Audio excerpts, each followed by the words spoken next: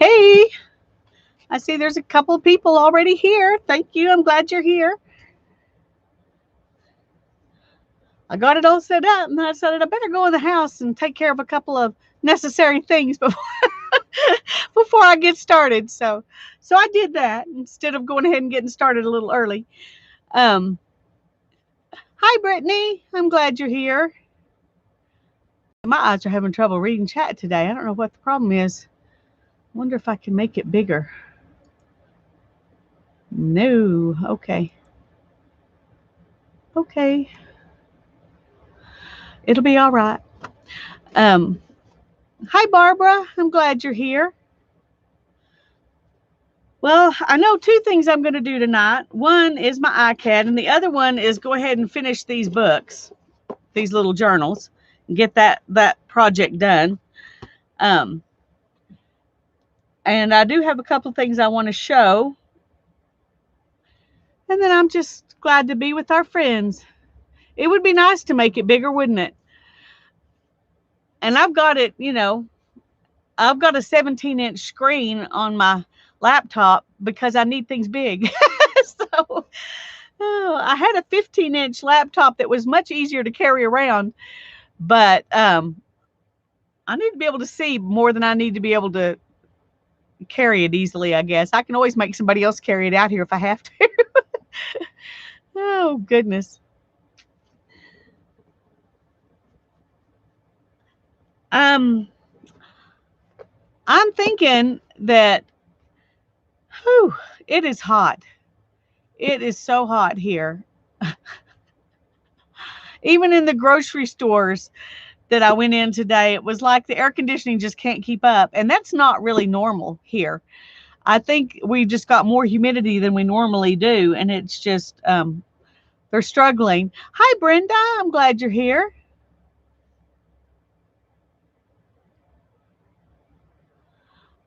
We have to go into our computer settings for a lower resolution screen, and that should make it bigger. Huh.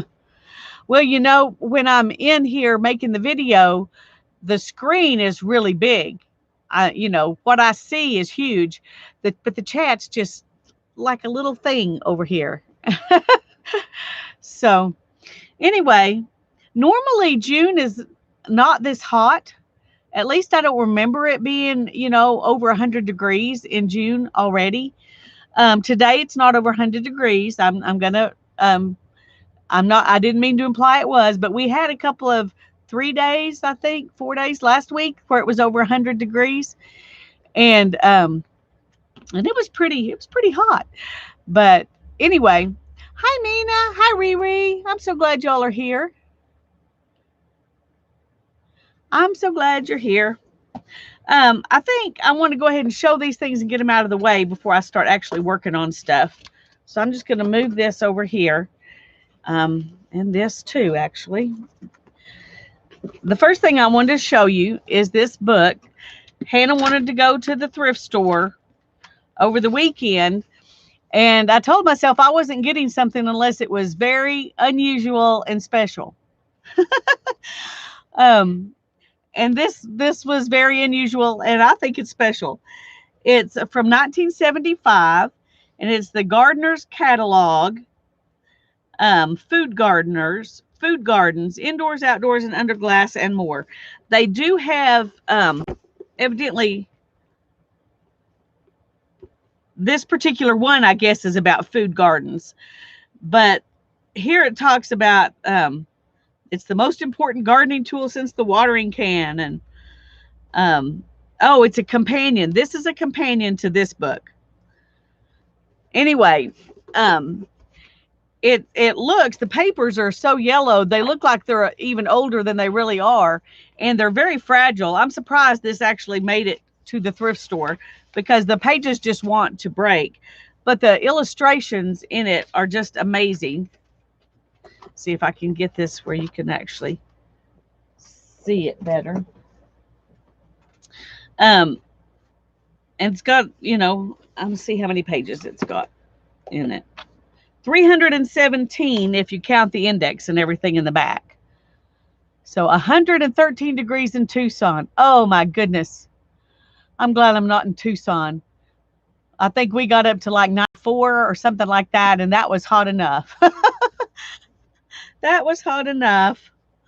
I don't know why it's bothering me more this year than it has the past few years, the heat. And I guess it's because even when you go inside, it's not cool. And I'm used to going inside and freezing to death. And, that makes outside not so bad. But um, anyway, I'm just going to look through this. I just barely looked through it. I thought I'd look through it with y'all. But I just really love the kinds of illustrations that are in here. And it's, it tells you different ways to garden.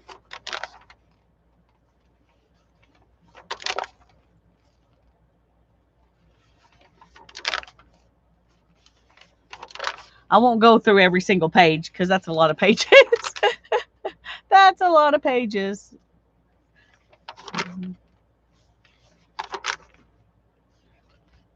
But the illustrations are what made me buy it. I thought it would be, it would be really fun to be able to put these pages into a journal as journal pages, but they're just too brittle. They would just break. And so I'm going to have to use it on pages and not as pages. But it's just chock full of illustrations. I need to just make a gardening journal and just make this a major thing in that journal, I guess. They talk about compost. They talk about fertilizer, mulches, iron deficiencies. Look at that. Isn't that cool?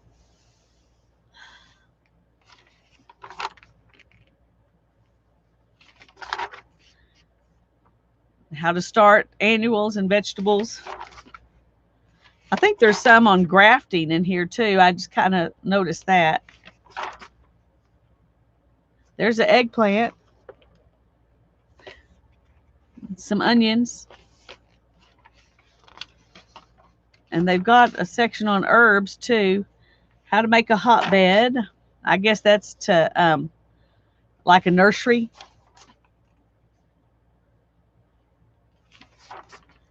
And look at this. That's an elaborate garden. Wouldn't that be awesome?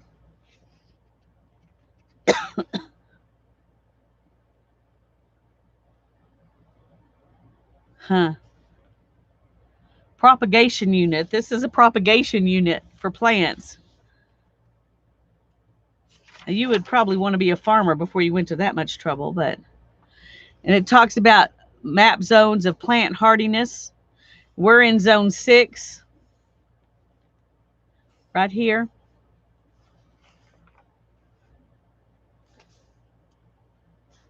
And according to this one, there are only 10 zones. But I thought there were more than that. So maybe they've changed it since 1975. I don't know. Munching on red vines. Oh, I love red vines. I haven't had those in a long time. Eat one for me, Barbara. Okay, I'm going to go a little quicker here so we can see more.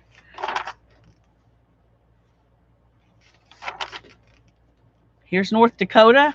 I don't know if they're going to do every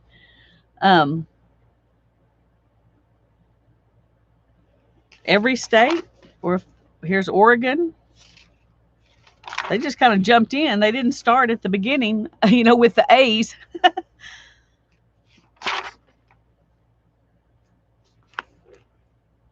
Here they've got plants, tomatoes, zucchini, bell peppers, and this says how many plants you put in per row, I guess.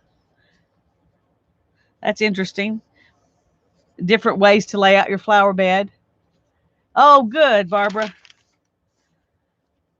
I don't have to worry about it now. And here's the frost table. It says,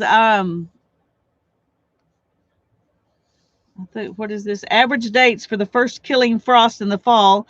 And it says October 30th for us, and that's pretty accurate.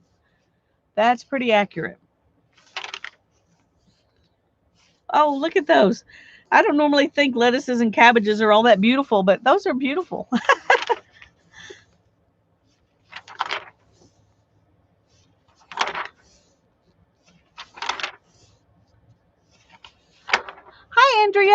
glad you're here. Okay, I'm going to skip a few pages at a time now and just kind of look over. Here's muskmelons, tomatoes. What's this? I bet it's an important article because it's in, oh, it's a pattern. Those are actually pretty cute. Hannah would look really good in one of those. Lifestyle patterns. $3 each.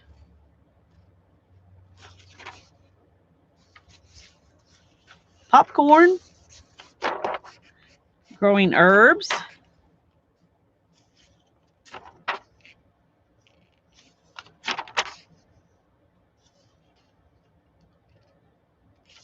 Ginseng. Spearmint. And then there's even a section on vegetable pests and aphids, pesticides. So they got a little bit of everything in here. How to feed bees. How to grow mushrooms.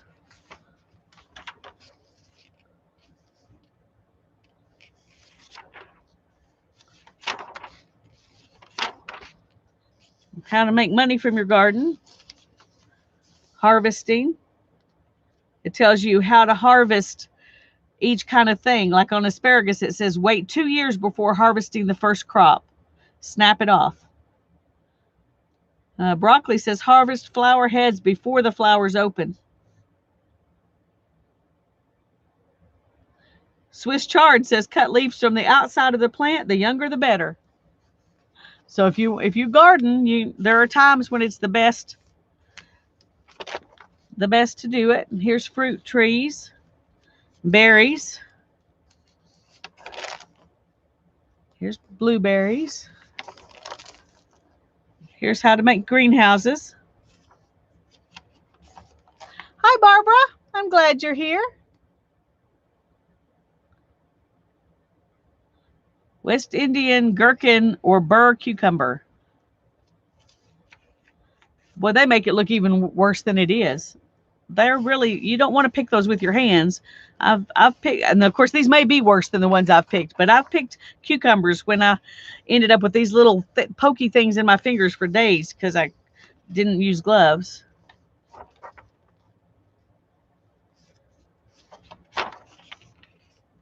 Rooftop gardens. That would be fun to live there. That would be fun.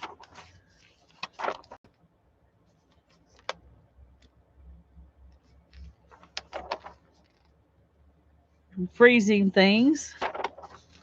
And then they go into houseplants and how you care for houseplants. Hydroponics. Anyway, I thought that was a great find for $2. I was very excited to get that. So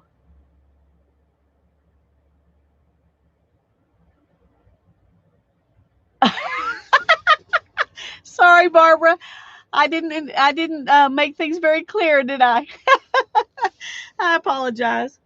Anyway, I got this in a new purse at the thrift store when Hannah was looking for clothes. I am going to have a video out tomorrow that I'm going to talk about the my conclusions after all of y'all's wonderful comments and emails and private messages and all of that on the 100 Things Challenge. So I'm going to show you something I'm working on here. I saw this pattern. Well, it's actually a video, and he walks you through the whole entire shawl, and it's called Virus Meets Granny Shawl. And evidently there is a pattern called the Virus Shawl. And then there's, of course, the granny square type stuff. But this one was called Virus Meets Granny Shawl. Let me get that link and put it in for those of you who happen to crochet. Just a second.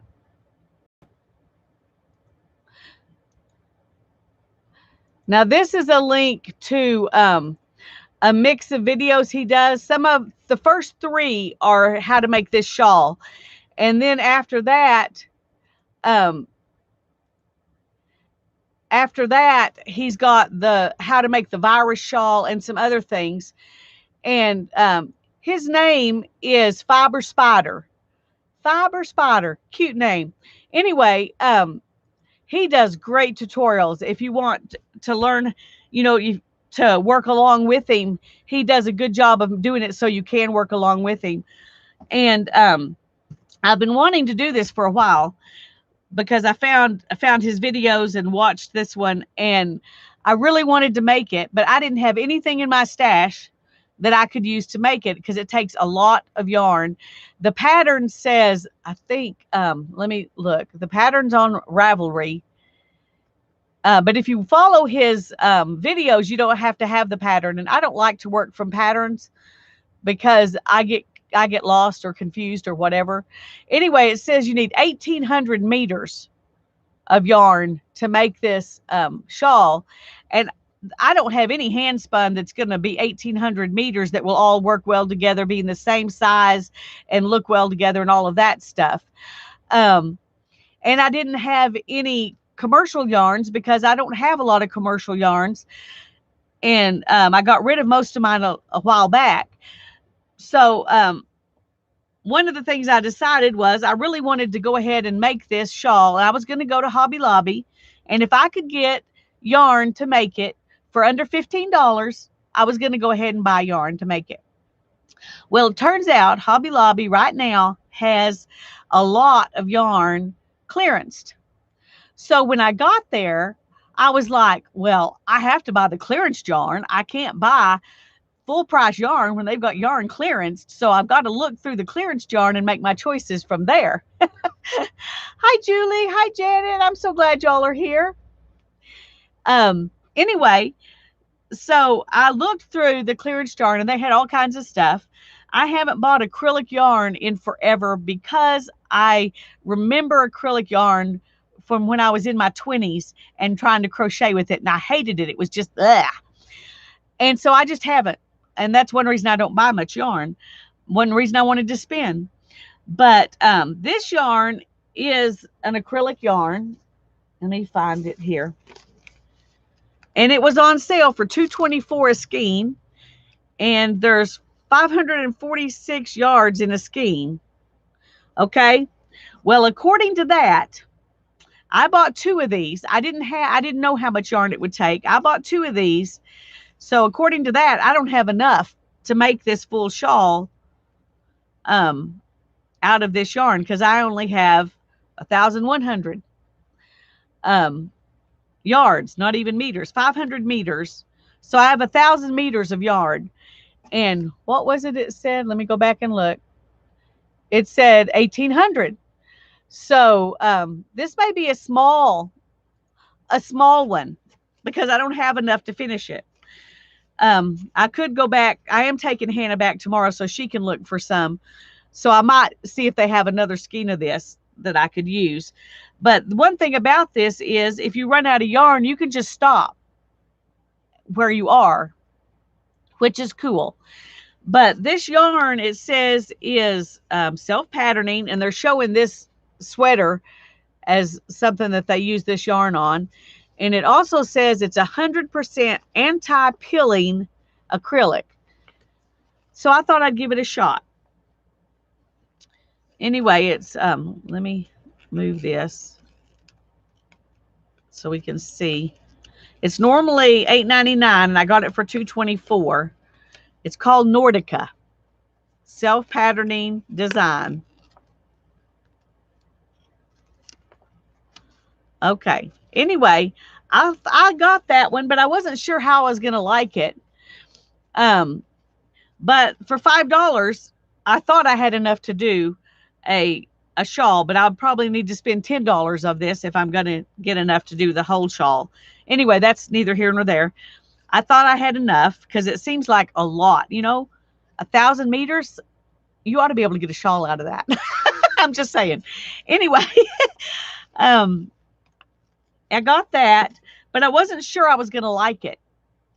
And so I got this as well. And this one is Yarn Bee Awesome Ombre Lime. And it is acrylic, nylon, and wool. 75% acrylic, 15% nylon, and 10% wool. And the wool gives it this look that looks like more like a natural yarn. And I like that.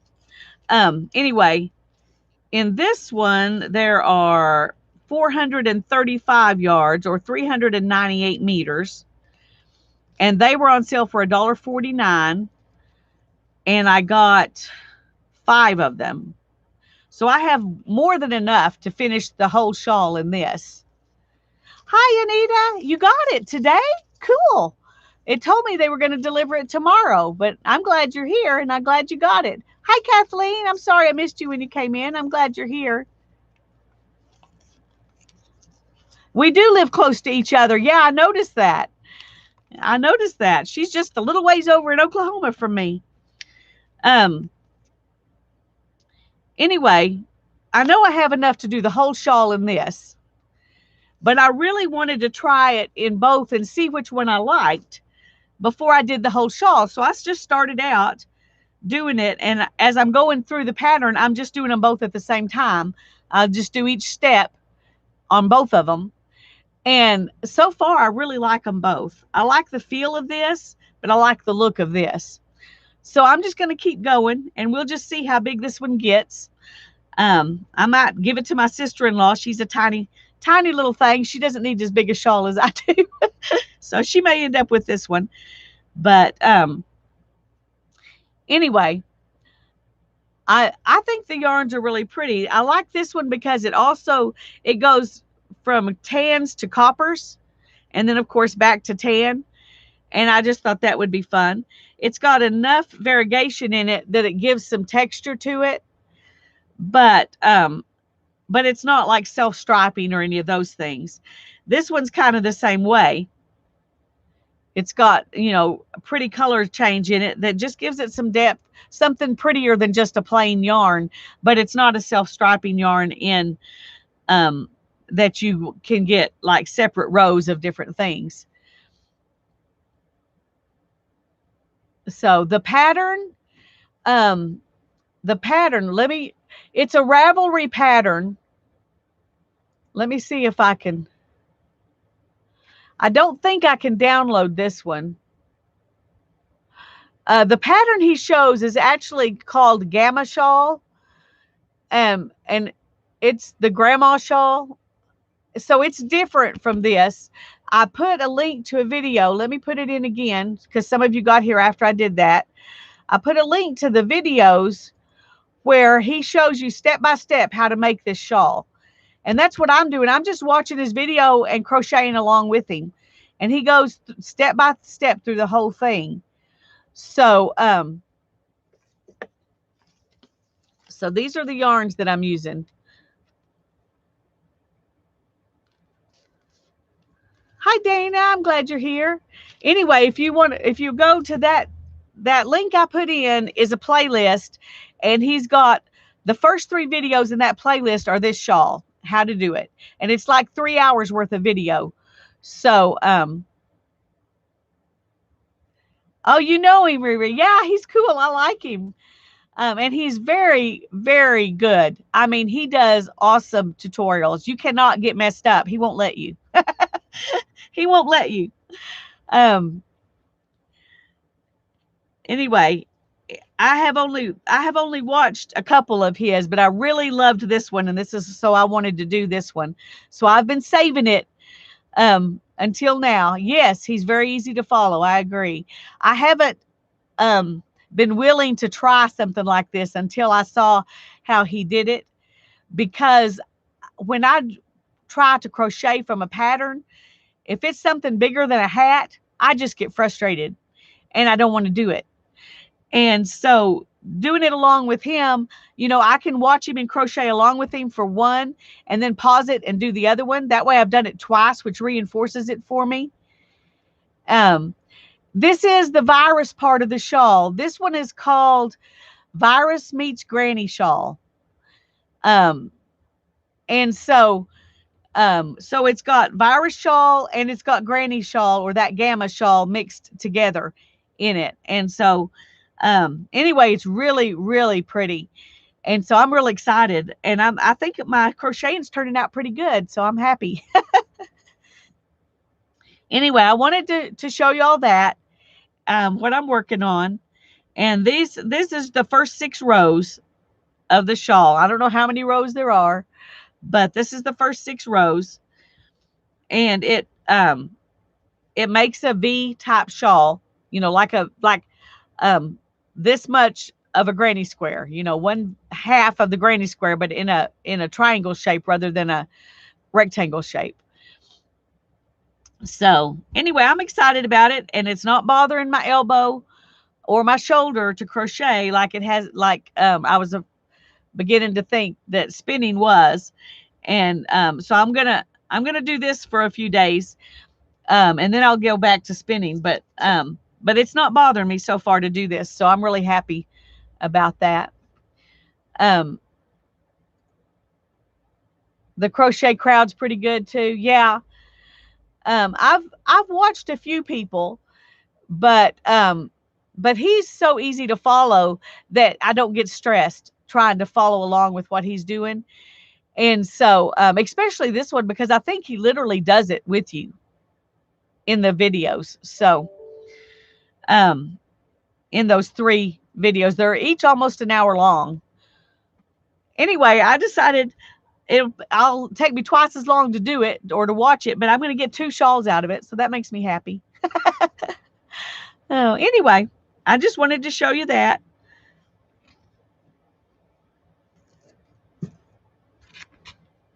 So I'm going to be working on that for a while. And there's my counter. I've done six rows, so I can't get confused about where he is if somehow my video gets messed up. Okay. I'm going to do my iCAD for today.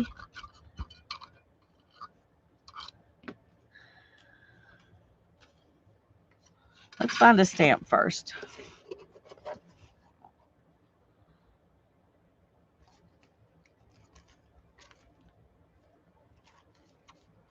I remember last time somebody said they wanted to use the white flowers that were up here. So I think that's what I'm going to do today. I know that somebody said another one, but I can't remember what the other one was. So y'all can remind me next time. But I'm going to do this white flower. It's a Sego lily, S-E-G-O lily.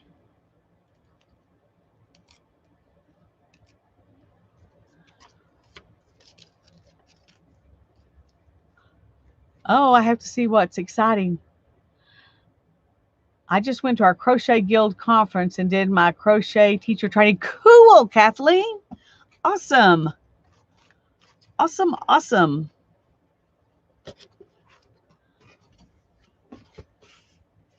Okay. I'm trying to decide what I'm going to put as a background. I thought I didn't, but I'm going to get one out. I could use this just like it is for my background, but I thought it might be fun to put some leaves on there. I don't know. Yeah, they're postage stamps, Beth. I'm glad you're here. Yeah, that's for my iCads, which are Rolodex cards this year. I've got a postage stamp as my focal point on each one. I decided that was gonna, since they were so small, I was gonna just do that. Then I don't have to wonder and try to find a focal point. I just know it's gonna be a stamp. And I have a little box of stamps, so they need to be used. I've had them a long time and don't use them very often, so.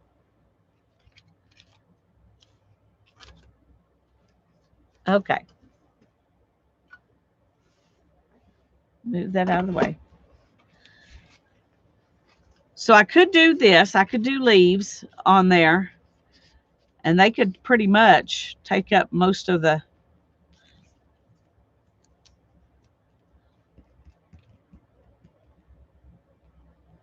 Well, I would love some old Aussie stamps. Um, I love stamps, period. I have a few from Australia. I used one. Which one was it? This one was from France. This one was from Singapore. This one was from Finland. This one was from Australia. So, I could also, here's another, some more leaves I could put on it. Thank you, Janet. Thank you. Thank you.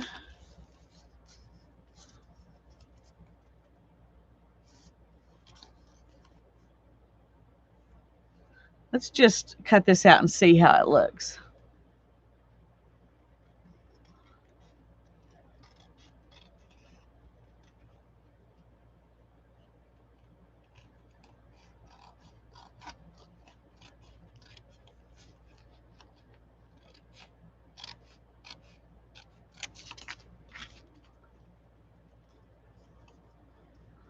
Okay, I'm going to make it a little bit bigger just so I can cut it when it's glued and do it better.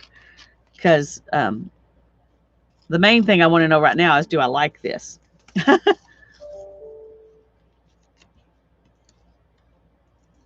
I thought it might be fun to do some little doodling on these leaves like I do on my, my own stuff. I think we're going to just play with that because why not? Oh, I'm about to have a craft-a-lanch here. Oh, goodness, Lisa. That could have been so bad. That could have been so bad. Okay. Hi, Cheryl. I'm glad you're here. Oh, these stamps are 29-cent stamps. And yeah, they're still good. I could use them. In fact, I have used about half of them to mail stuff to people. I got a whole page of them from a flower book. They would just happen to be in that book I got at the thrift store for $1. So I've used some of them, and some of them I wanted to use like this. So.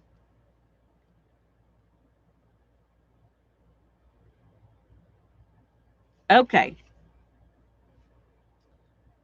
I think I am going to go ahead and glue this down and trim it off, and then we will, whoops.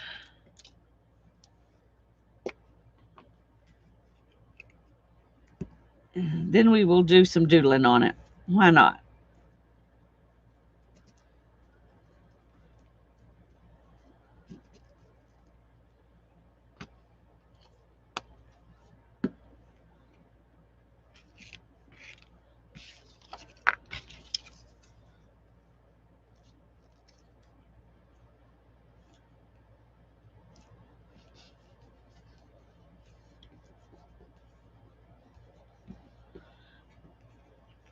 Okay.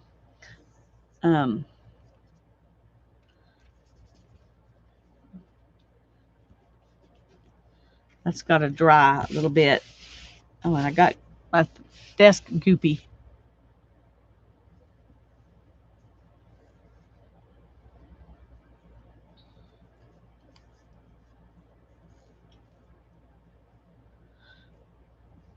Okay. Let me find some.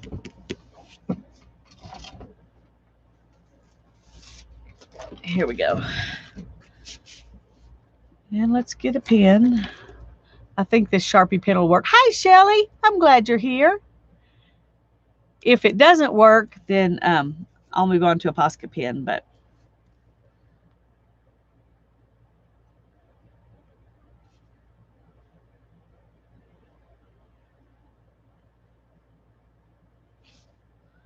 I'm just going to outline what they've got on here for now.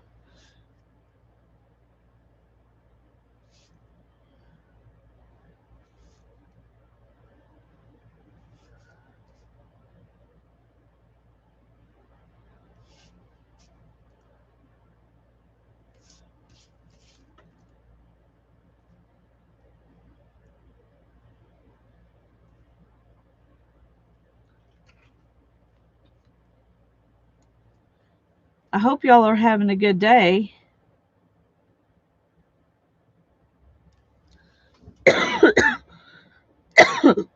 Excuse me.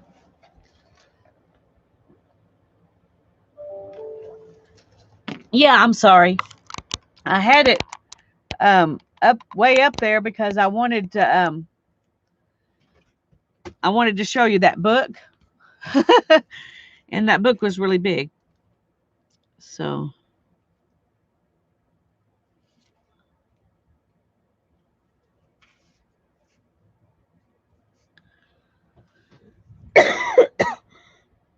sorry, you're welcome. Thanks for asking.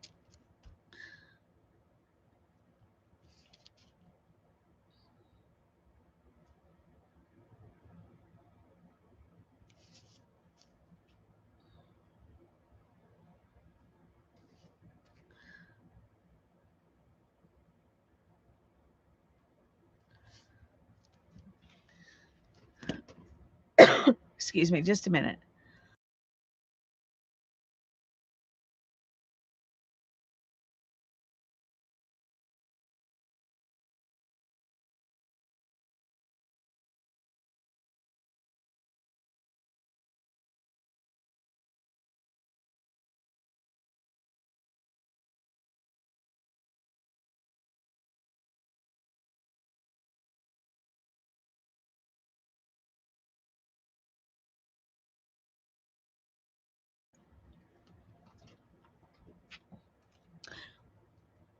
Oh, goodness. Sorry about that.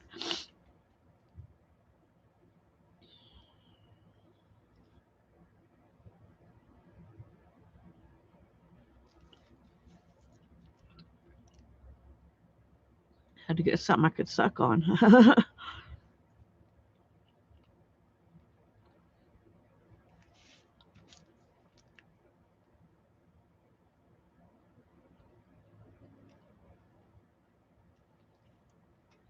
Oh,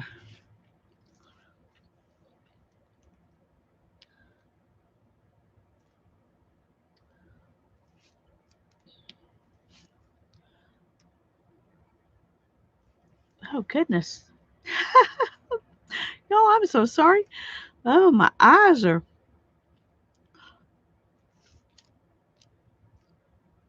I feel like I got salt in my eye, which is ridiculous. I think I'm going to go ahead and circle this so it looks intentional. I don't know. Oh, I'm going to have to go in the house for just a minute and get oh, hi Linda. I'm glad you're here. I'm going to go and get a damp wash rag and see if I can wash my eye out. I'm sorry. I'll be right back.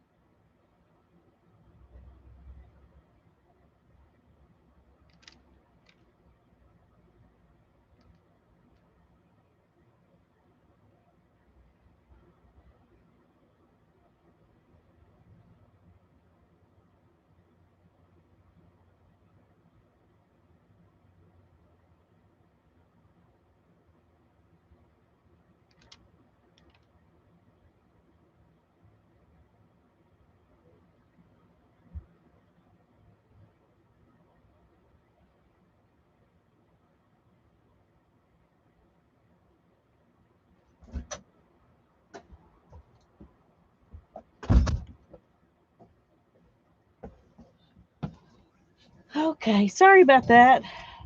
I coughed and sneezed and made my eyes water, so I rubbed my eye, and then I got something in it when I rubbed it. So, goodness gracious, ridiculous. Hi, Rebecca. I'm glad you're here. Anyway, I'm back now. My eye still burns a little bit, but it's way better. I can at least sort of see.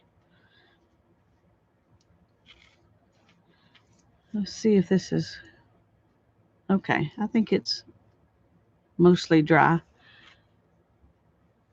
Yes, it is wallpaper, Riri. Very good.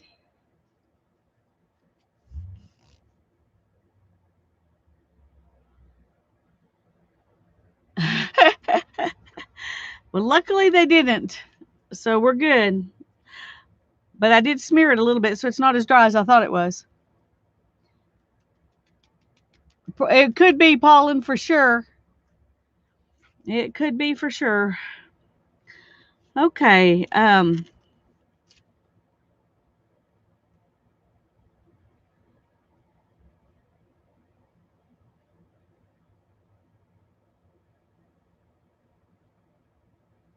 just going to put a few dots. I'm not going to do anything amazing like Tanya does. I'm just going to do a little bit to give it a little more texture.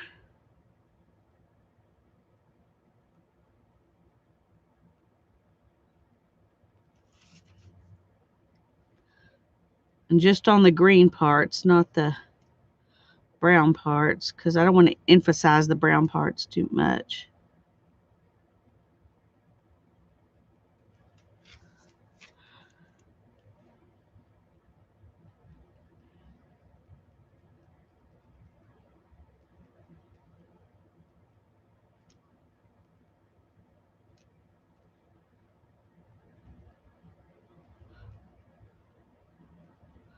My dots are not even necessarily round. They're just, looks like little bugs.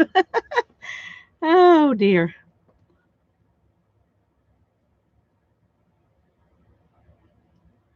And they're getting less like dots and more like lines in some of them because my eyes burning again. Okay, sorry, just a minute.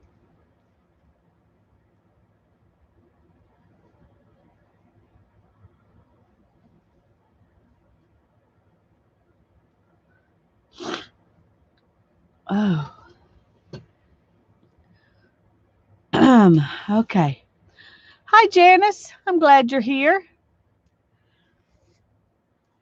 Well, I'm sorry y'all are having to put up with my issues tonight, but I'm glad you're willing to. I think after I get these dots on there, I'm going to use the heat gun and dry it a little bit before I do anything else because it did smear a little bit after I thought it was dry earlier. So,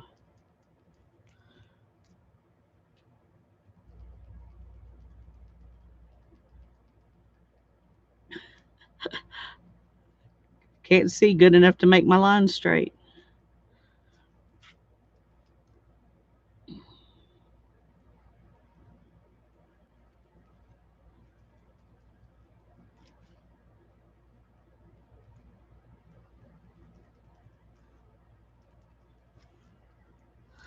Okay, let me use the heat gun for just a second.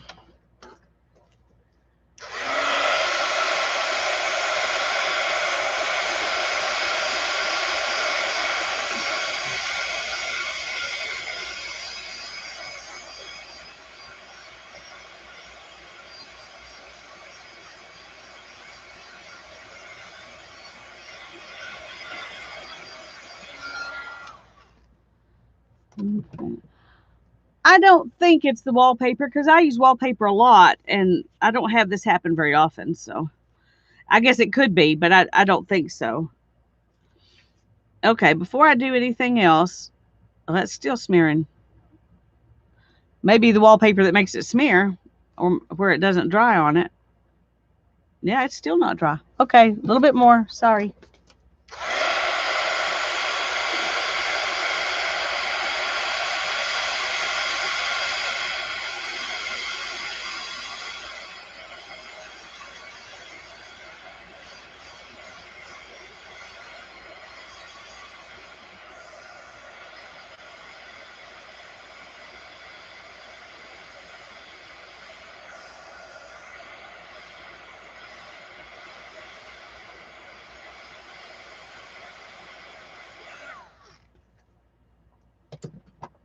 Okay, it's curling up on me because it got hot. Melted the plastic in the wallpaper, I guess. Okay.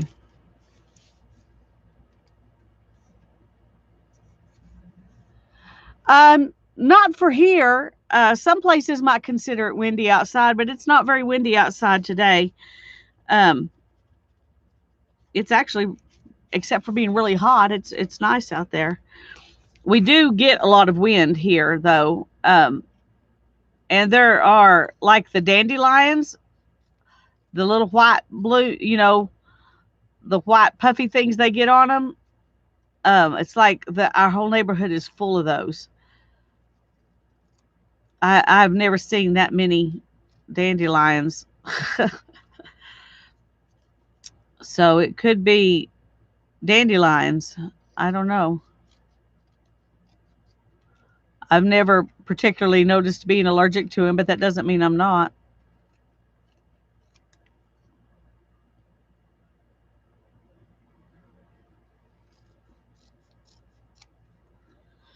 Okay.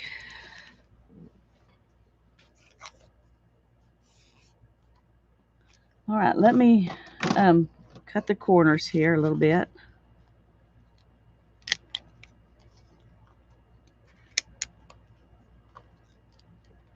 Because I've cut all the other corners with this, so they're a little bit more rounded than the original. Um,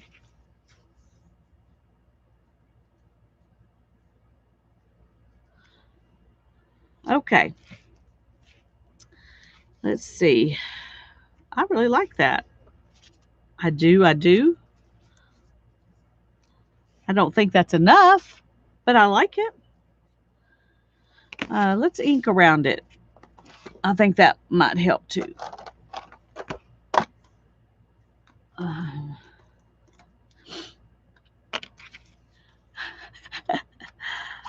what's beautiful? The dandelions?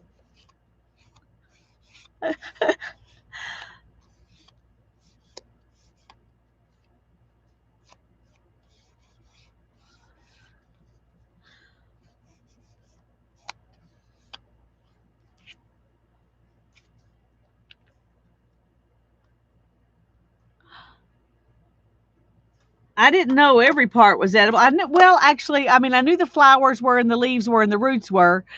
Um, but I don't think I'd want to eat the little white fluff stuff, just texture wise. But I know that dandelion root and dandelion leaves are really, really good for you. Okay, I need to put something on here besides just the stamp. Um, yeah, well, they do look pretty, but I'm ready for them to go ahead and fly off into the world and do their thing and stop bothering me. Then of course that may not even be what it is, but it could be. I'm trying to think of what else I could do with this. Let me see something here.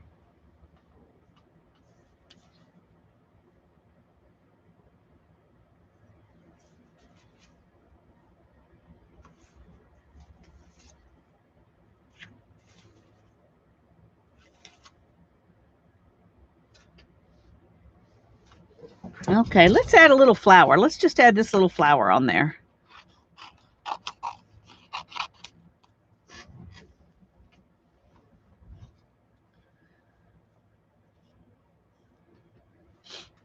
Dandelion tea. Yep, I've had dandelion tea. Of course, I bought it at the store. I didn't harvest it, although we've had plenty of dandelions to be able to do that. I have put them in salad before, but not often. I don't usually think about it.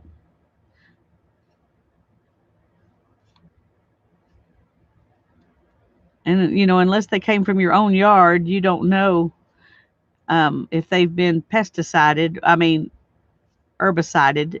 So you have to be real careful about that too.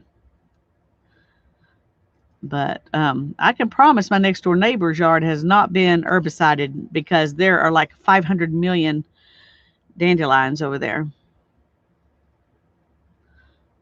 all waving in the wind, their little fluffy heads. I'm kind of surprised that they haven't blown off yet.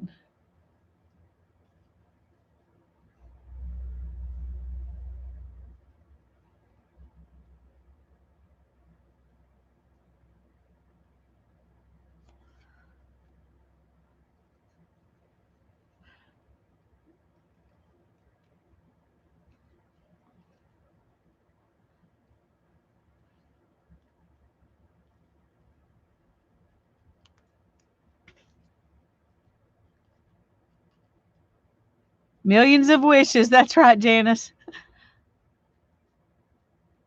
And millions more weeds. Yep.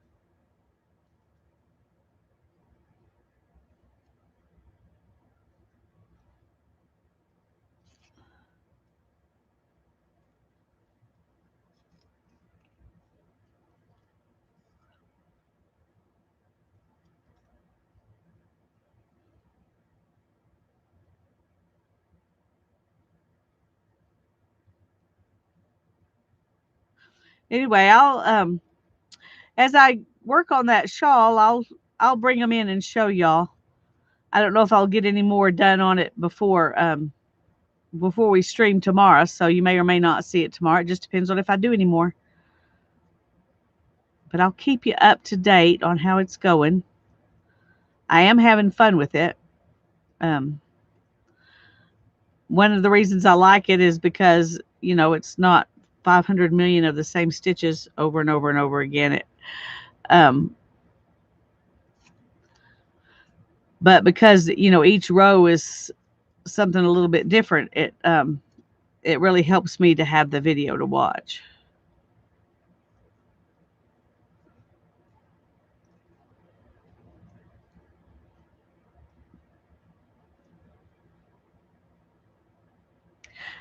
Kathleen, I don't know if somebody asked this or not already. I didn't read, but I am curious. How will you be teaching crochet? Um, are you gonna do videos? Do it in person? I'm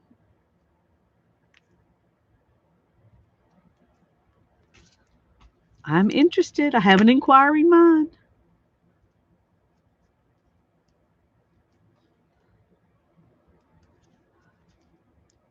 Hmm. Trying to, yeah, maybe like that.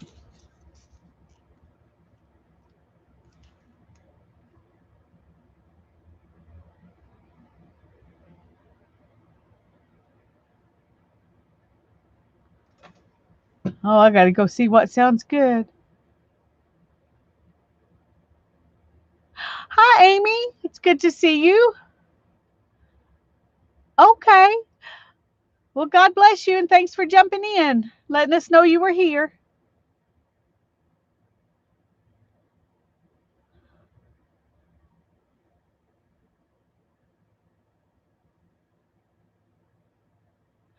Organic roasted dandelion roots. Interesting. Makes me want to dig up some dandelions and roast them. Okay. I think I'm going to, that's going to be very messy inking because I think I'm going to glue it down and then I'm going to draw around it like I did the leaf. But I'm trying to decide if I want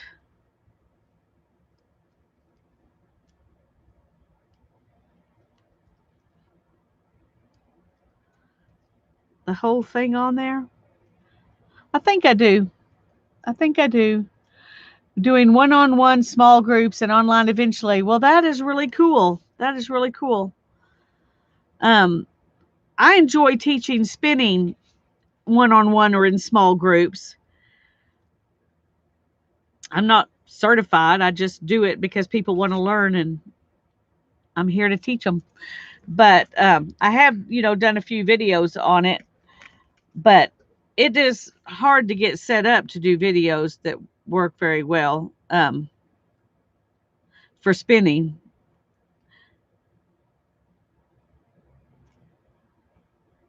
At least it was hard for with my setup. But but I love teaching it one on one. That's the funnest way.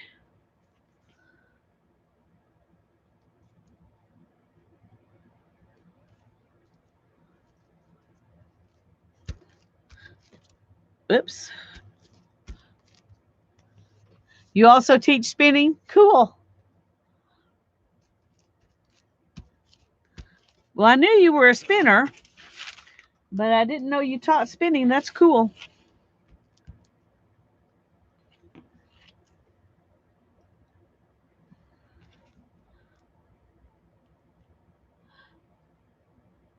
I had moved my cursor and this little thing came up and it said, "Show your support for Lisa." I was like, I am Lisa. What's going on here? And then I realized where I had my cursor set. It was funny. But for a minute, I was very confused. Okay, come on.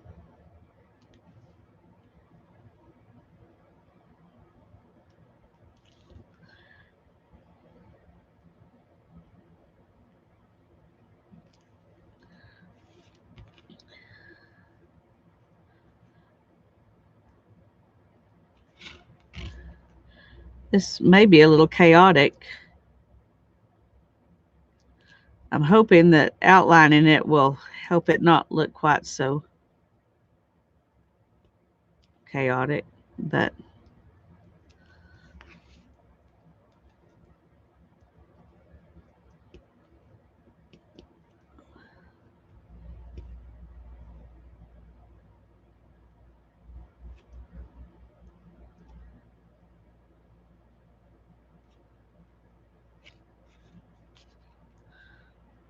okay, that's what it looks like right now.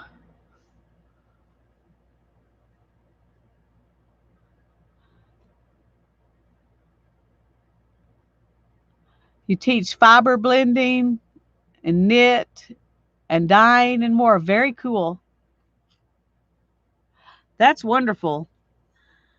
I've taught things in our guild, but not at any conferences. I haven't even gone to any conferences for. Um, they have them. I just um, haven't gone to any of them. It's mostly a cost issue because I have to. They never have them in my part of the state. I always have to drive. Somewhere between 6 and 10 hours to get to a place where they have one of those conferences. So I haven't gone yet. I would like to, but I haven't yet. Nanny used to make us eat boiled artichoke roots. Okay.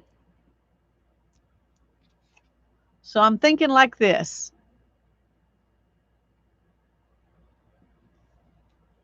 Or should I put it straight on? What do you think? Straight or crooked? They're awful. Well, thanks for telling me, Julie. I won't bother um, cooking them. Of course, boiled anything is, not as good as cooked other ways usually. So,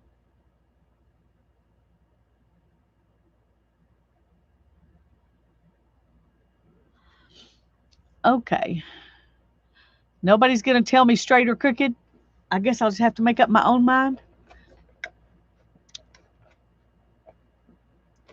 I have a piece of lemon down in my tea, and it keeps getting stuck on the straw, and I can't get anything out. Oh, fully crooked. Now I see that. No, it says fully cooked. Okay, that's what I thought I saw. Crooked. Okay. So now I got to decide. Do we go? I think we tilt in. tilt into the, yeah, I think so. I'm not even going to make you tell me that. I'm just going to do it.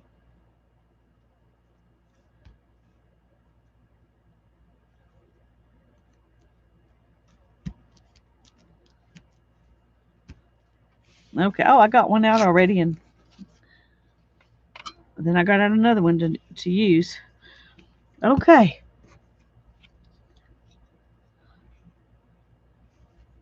Black ants. How do you know what black ants taste like?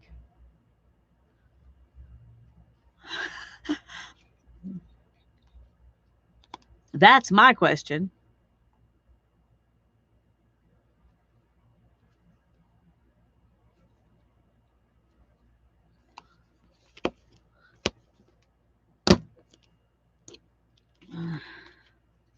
I hope this thing continues to cut for 50, 50 more. Well, maybe not quite 50 more. 40, 46 more or something like that.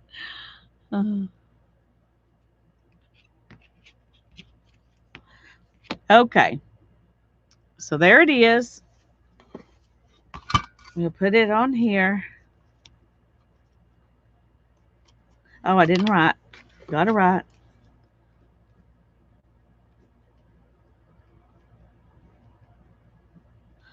I messed up the pen working on that wallpaper. June 14th.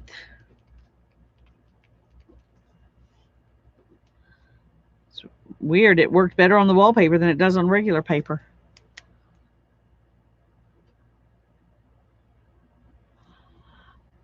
No, if there were ants on my food, I don't eat it. Oh. If I ever ate an ant, I didn't know it. So there we go. Yay, done. One project done. Now find a place to put it. Okay.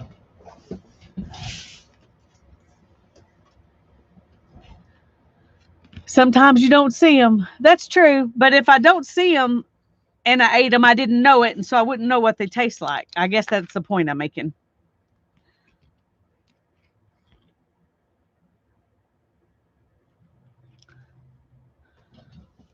All right. Let me put this over there with it or I'll get it lost. That would not be a happy thing. That would not be a happy thing. Nope, no ant eating, Cheryl says. Okay. I started these little books. I don't remember when I started them. Okay, this is all extra stuff I was going to put in them or with them or whatever. But I've got 3 of them. Oh, goodness, Julie. Well, got some extra protein.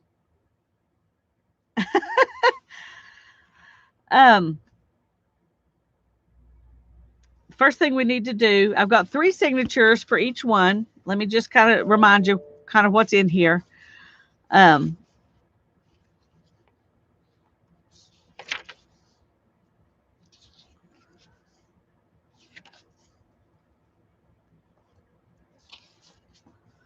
There's that signature.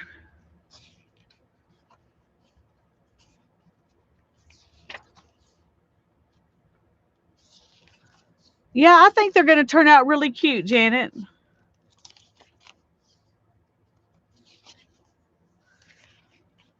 I've got a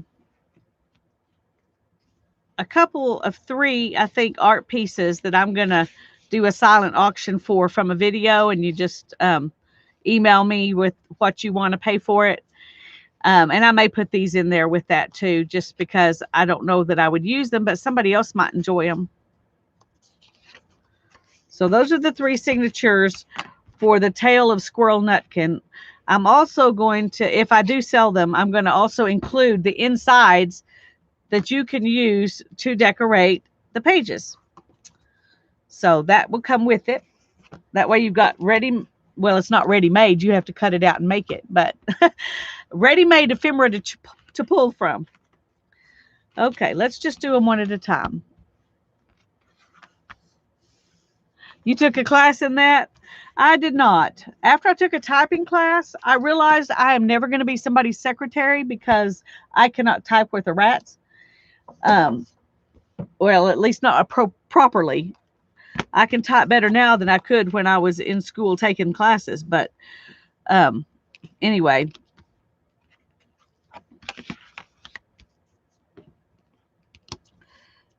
I knew I wasn't going to be a secretary, so I didn't take that class. But I love the paper from the books. Yes, a journal kit. That's right. Except I'm going to go ahead and make the journal, and then the decorating part will be what's in the kit, and I may add some other stuff in with it as well as those pages. But I know I'm going to put the pages with them.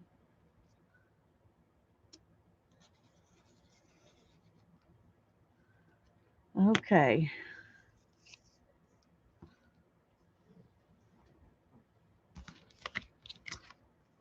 So here,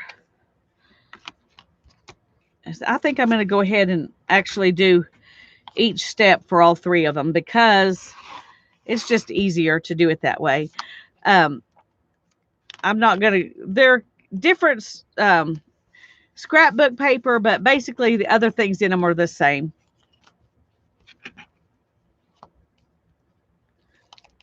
And there's the insides for this one. Now the third one, I've used some of the insides, so there won't be as much of that to use because I didn't know I was going to do this when I did that. Whoops. Okay, what's going on here? Let's do it from this side where I can see better.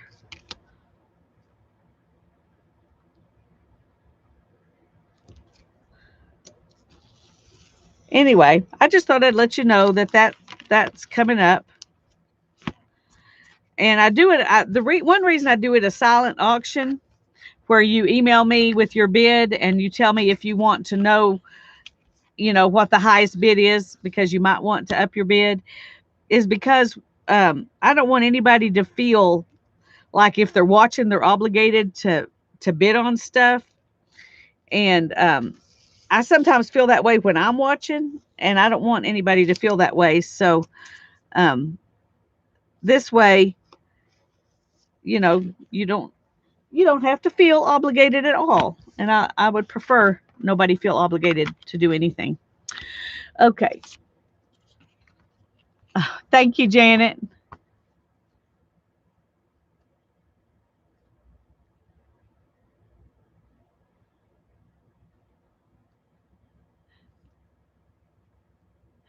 It's a journal kit. It is. Now it's worthless. Not sure what that means. Not sure what that means. Anyway, here's the pages for the third one. 3 signatures. This one, though, is the one that I've used some stuff out of. There's still, quite a bit of stuff in here, but I did use some of them, so.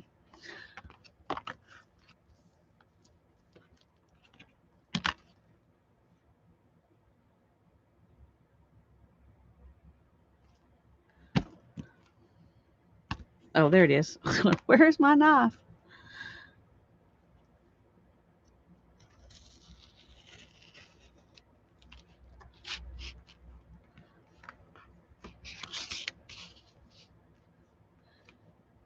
Typing class was worthless. Oh, yeah, or the steno class. Yeah.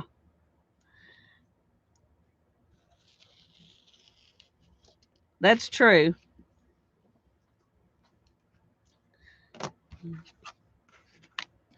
I tried to make my kids learn to type when we were homeschooling, and they type faster with their own private hybrid methods than they did taking the class, just like I do. So I gave up on trying to make them do it properly. Properly didn't work for me, so I'm not surprised if it doesn't work for them. The steno, yeah. Yeah, that makes perfect sense. I thought I had missed something that you were talking about. Okay. Um, One problem I see here is that if I do anything that goes over this very much, it's going to cover up the flower, I mean, the little drawings. And I don't really want to do that. It is a very nice size cutting mat. And I like this magnetic thing because it holds stuff in place. So this is We Are Memory Keepers. I got it at probably Hobby Lobby. I don't remember. It was a long time ago. But I use this one a lot. And I use my, one that's about this big a lot too. But when you're doing little journals, that one's perfect. And it doesn't take up a lot of space. Okay. So I've got to decide how I'm going to put this together where I don't cover up too much of the pictures, because I don't want to do that.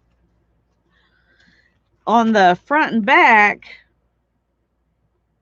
it's not quite as big a deal because you would just cover up a little bit of that one word, maybe, So I don't think that'll be a problem. So I think I'm going to do the majority of my strengthening from the back. I think that's what I'm going to do.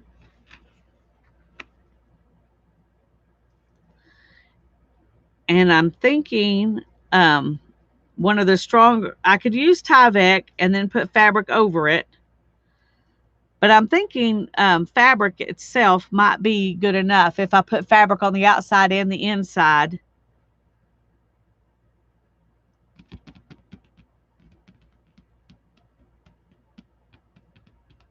I don't know. It's a little scary to trying to think if there's something better. Tyvek and fabric are the two things that that I use that work the best for me. Kathleen says cheesecloth. I like that. But cheesecloth isn't strong enough to use it on its own, so it would have to go over something else. On the inside, it might be enough if I've done Tyvek or something on the outside. I do love cheesecloth. I do. Okay, I need to think because I got 3 of them to make, so I want to make them good. Janet says fabric on the inside and outside should work just fine. I think it should. I usually overlap them a lot more than I can do this one on the inside, and that's what I'm worried about. Of course, I could almost do 1/4 of an inch. Let's see. Maybe I could do 1/4 of an inch. I think I could. This would be 1/4 of an inch. I think that would be okay. It's not like y'all are going to be out throwing them around anyway. Right?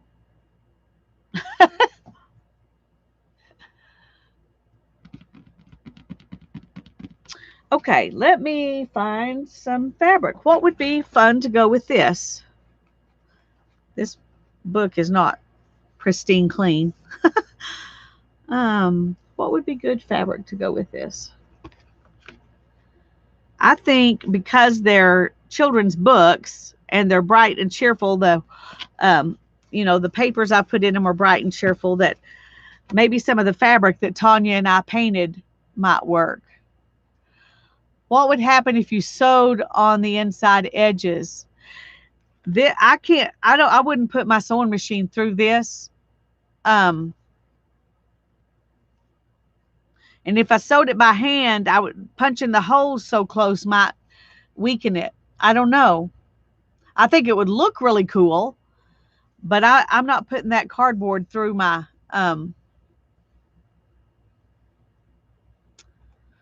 sewing machine.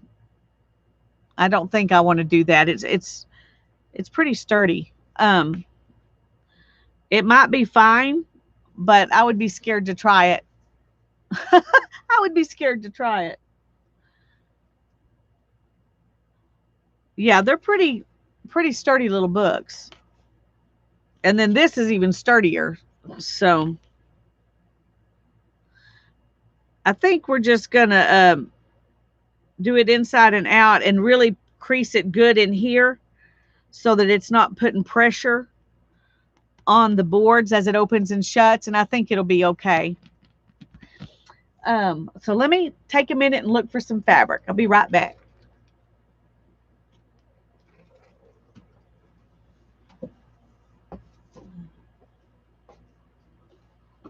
Well, of course, I have to move stuff to get to stuff.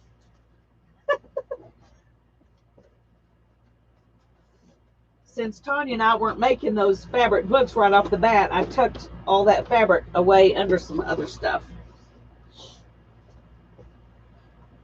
Oh, that's how everything is in my studio. Everything is tucked under something else.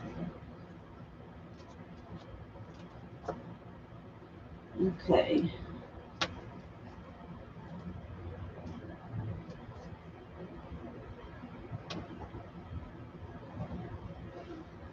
Sorry, it's going to be a minute. There's some cotton off the cotton plants right there. I don't know why that's on that pile. I don't know why that's on that pile.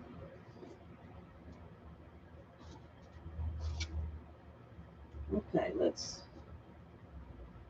find something that I think would be good.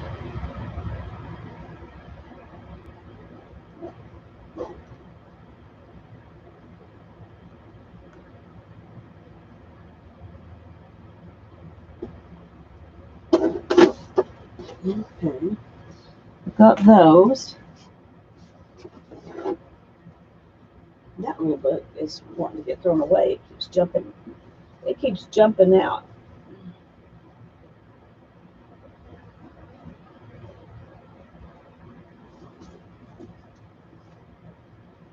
I'm sorry, this is taking a minute.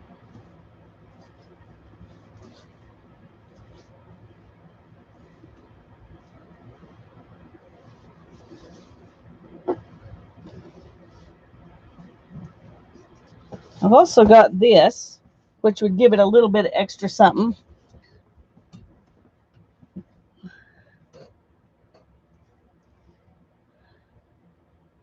Oh, that's a good idea, Riri. That's a good idea. If you got, you'd have to kind of clamp your book down or your pages down or whatever you're going to drill so that they wouldn't move while you're drilling. Okay, so I've got this. I could use pieces of this. There's plenty of it. Or I've also got strips like this, and each one would be different, which I kind of like that idea too. So, what do y'all think? The piece of fabric or the strips? You will report your findings. Good. Yeah, do that.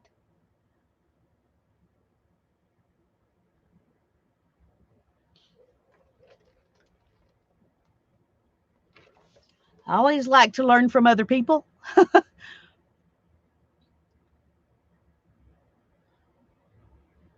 It is a nice little size. It really is a nice little size book. Um, it's not huge to work in, and it's not huge to make. So if you can, find these books, if you're wanting to make your own, you can find these books, or you can buy one from me. Either way. I need to move that cotton. We don't need cotton in this book. Janet says the strips. Okay, well, that's easy. I'll have to probably, I may have to strip them down. This one for sure, because it's really wide. I'm not sure about these. That might actually be perfect just like it is. So let's see. Probably should iron these, but glue will iron them down.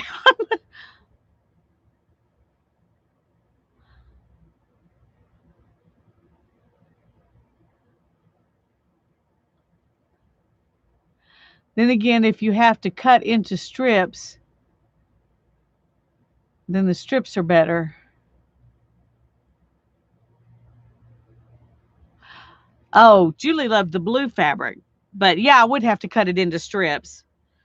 So this would be easier.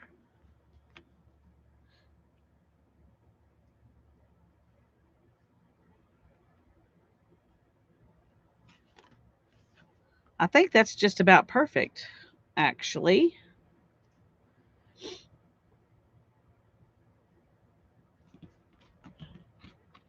Yeah, well, I may end up having to cut it up no matter what I do with it. May have to. I think that'll look really cute. Yeah, the colors I think look good with these books. So, okay.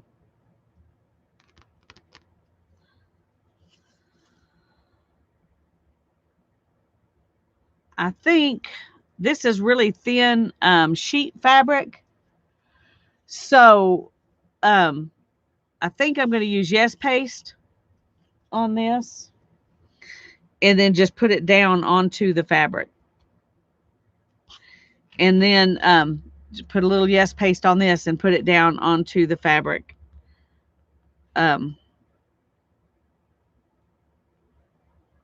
think that's what I'm going to do for the outside. And then I can do the inside after that. So, whew, we're going to try it.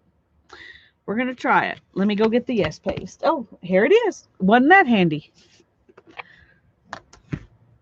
And what am I going to put it on with? Because the credit card method is too inaccurate.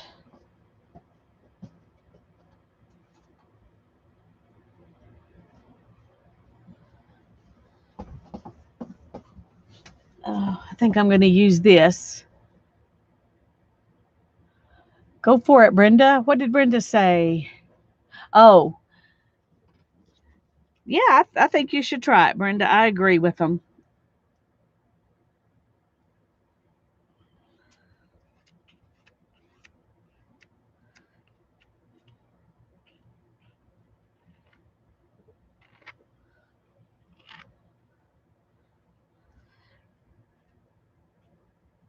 I think you should go with, whatever size you think you're going to like because I did make my first journals too big and with too many pages, and it got kind of intimidating to try and figure out how to work in them. So I think that's a good plan.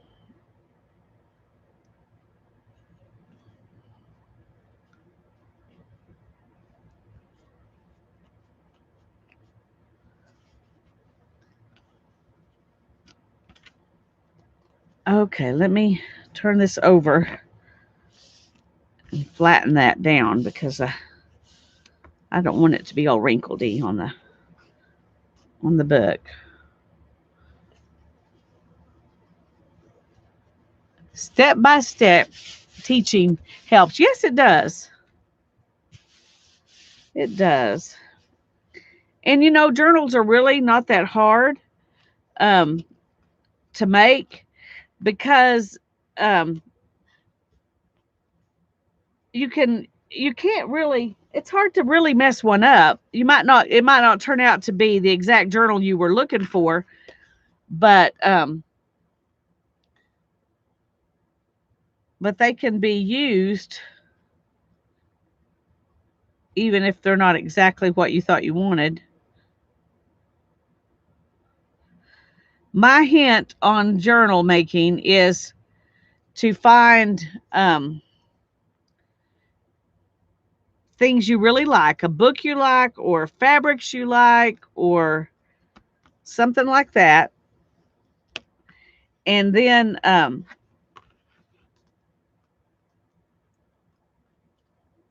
work with that because if you like what's going into it, you're going to like the journal. It won't be intimidating. That's right, Janet. Okay, I don't want to get glue on the outside. So, actually, let's just clean it up a little bit.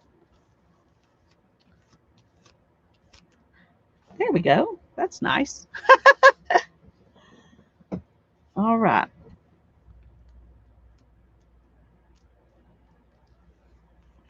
Okay.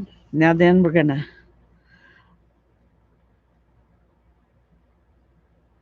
try to make it even. I had it not quite even. Okay. One thing about this, it takes Yes Paste a while to dry.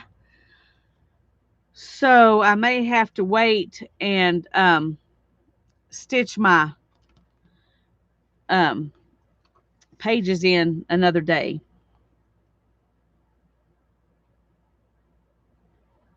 Because I don't want to mess up the binding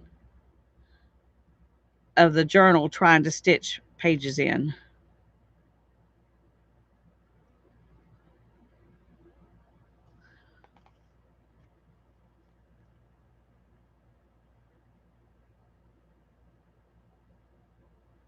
Linda Israel is the one that got me started in junk journals. Her method was easy enough to stop me feeling scared. That's wonderful, Julie.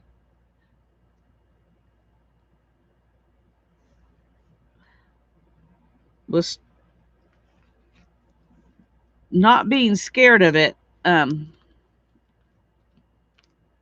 is good. Okay, I'm going to lift this up, turn it over here, make sure it's okay. I don't want to leave it that way very long because I don't want it to, I need to put something down here. Here we go. Okay.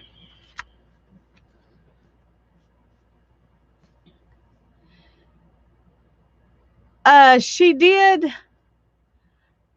Sunday before last, the first Sunday she was back. I was late coming in. No, she did the last 2 weeks. Yes, she did. I remember she showed me now.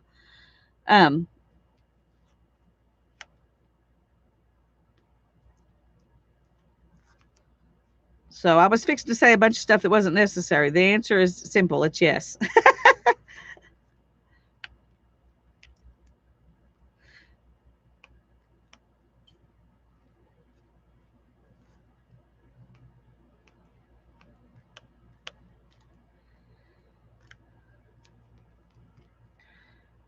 Okay.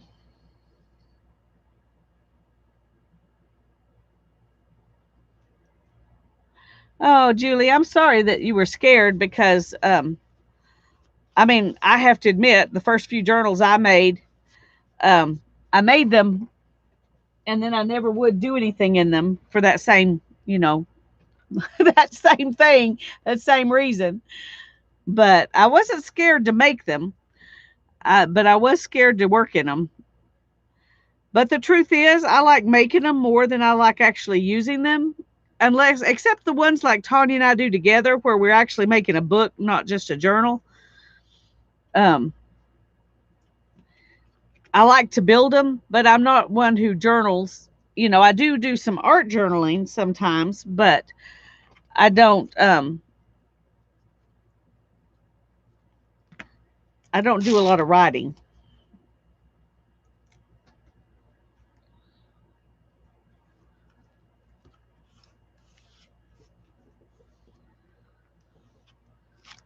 Okay.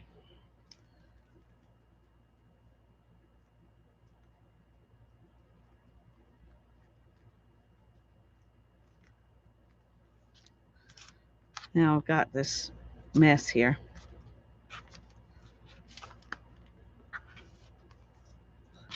I'm making a mess. I'm making a mess. Thank you, Janet.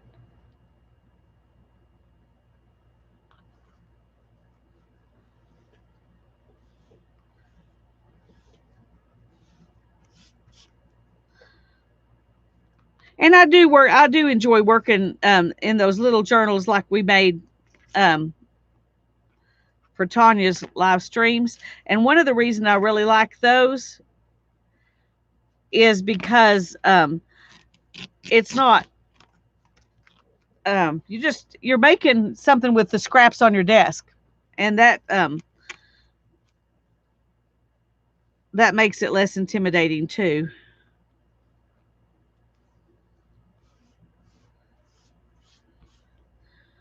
Okay, I'm going to go ahead and use this glue.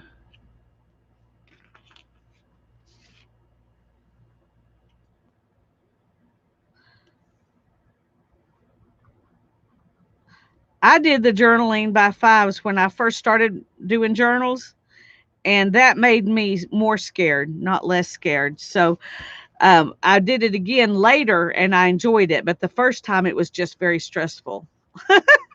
But that's, maybe a personality issue and not a journaling by fives issue. Okay, let's see what we got here.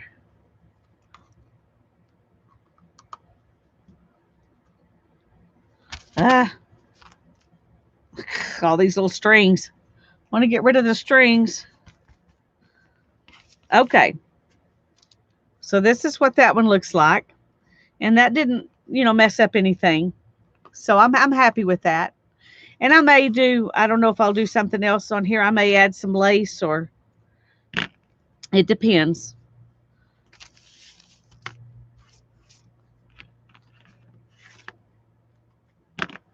Okay, we're going to just let this dry and work on another one. Yeah, not times, just follow the steps. I agree, Janet. I agree with that 100%. If you don't worry about the timing, the steps will help you. And then you can decide, I really would rather do this first or this first because I didn't really like that. I don't like covering up that step or whatever. And so you learn more about what you like also by doing that. Okay, I'm going to set this aside.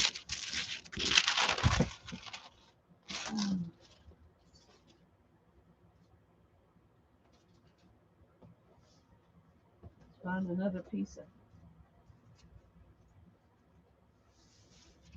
this because I know I'm going to need it.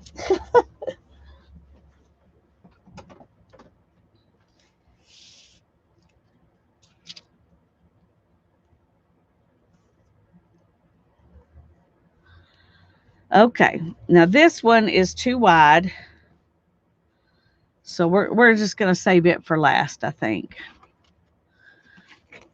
Um, I think it will look. I think it'll look good with her bonnet, so I'm going to do it for that one. So we're going to. Okay, I need to recut this one. I didn't do a very good job with that.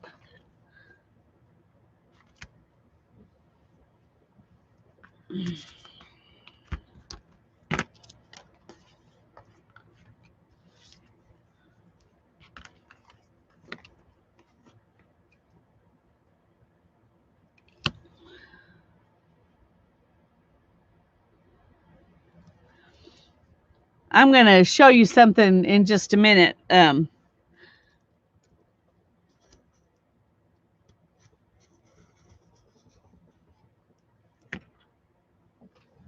Let me get it. Oh.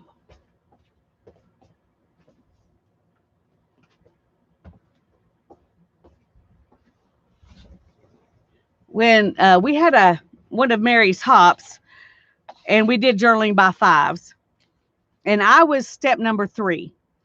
So these got as far as step number 3, which was stamp and stencil, I think. Trying to see, because I've got stamping over the top. So I think that was number 3. And they got that far, and I liked them, but I wasn't inspired to move any further. So I've got this journal. Of course, the backs of them are all, need something on the back. I like these pages like they are. I want to add to them. They definitely need something else added to them, but I didn't finish the journaling by fives because I was afraid if I did that, I would mess them up. I wanted to wait till I was inspired to finish these. And so they just stayed like this after step 3 until I decide what I want to put on them. So you can do that too. You don't have to, do the whole thing. That one is closer to finished probably than any of them, just because of the stamp that I chose. Anyway, this is kind of what the first 3 steps look like once you've done the first 3 steps of journaling by fives. Then you've got a background. And moving on beyond that is when you add in your foreground stuff. And since I wasn't sure what I wanted to put on them, I haven't finished them yet. Plus, I do want to do something on the backs of them. And I'm not sure what. I may just glue jelly prints on them. That's something I've been thinking about, is gluing jelly prints to the back and then just doodling on the back. So it'll be something different. So you'll have something different to look at. Anyway, Shannon Green has a lot of cool ideas. Journaling by fives is just one of her cool ideas. Anyway, after we make these, I may glue jelly prints on the back of those to that get one more step done on that project. Okay, let's see if we can clean this up a little bit.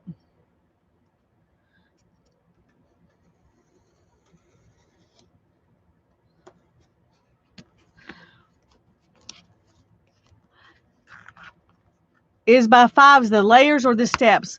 Well, it's the same thing. It's both. Each step is one layer. So I hope that makes sense. I went a little too close on this one. Well, I'm going to cover it up anyway, so it's okay. We're gonna not mess it up anymore by going any closer.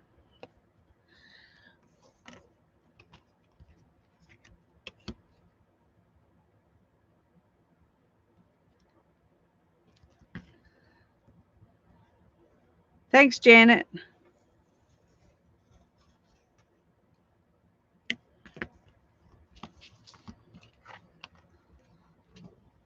Okay.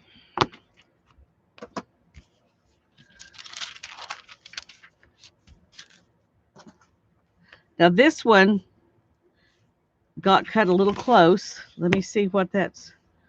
It's not a huge difference. It was just a tiny bit, but these will get kind of covered up a little bit more than these will because of that. Okay, where's my cardboard? Janet is always on the ball. If you need help, Janet's the lady. Okay, now let's see how this will fit. Okay, I think that's going to be good.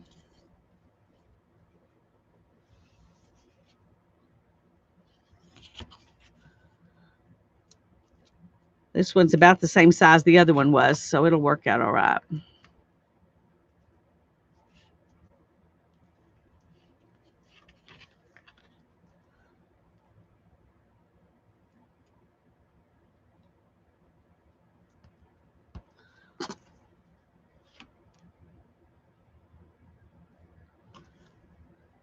Okay, I think that's going to be good.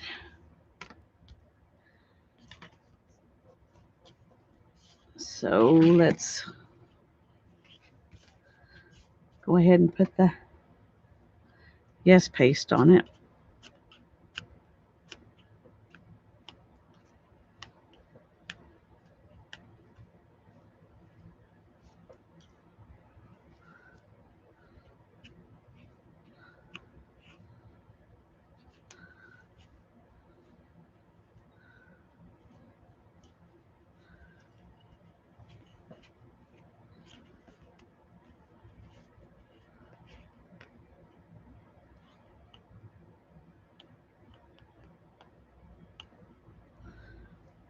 Okay. When your fabric is wrinkly, this is not as easy to do as you would like for it to be.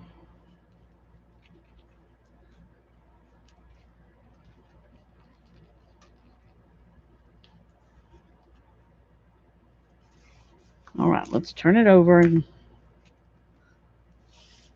oops.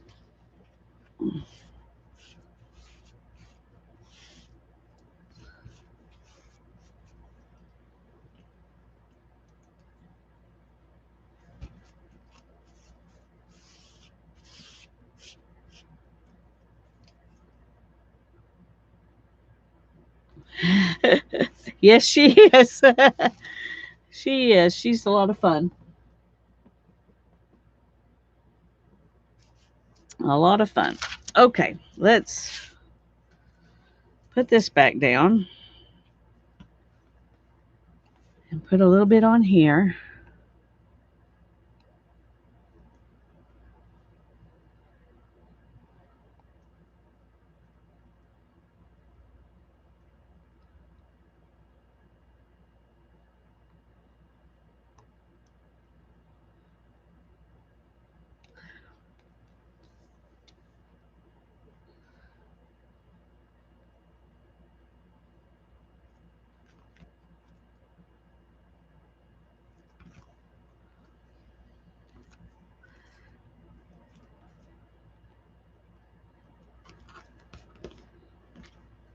Okay.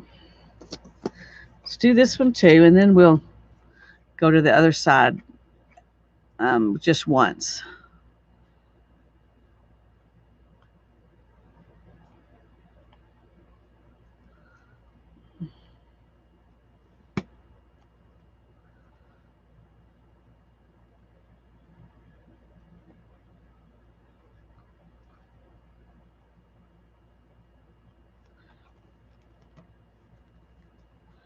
Hi, Mary. I'm glad you're here.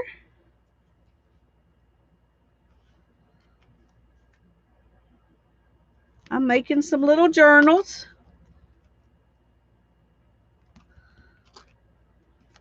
Okay, let's turn it over and see how the back looks.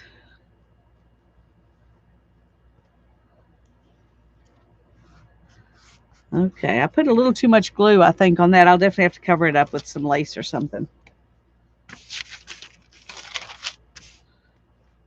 Okay.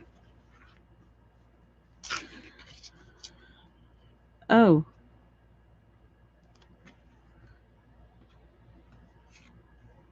Okay, I'm going to do that again because I moved it too far out.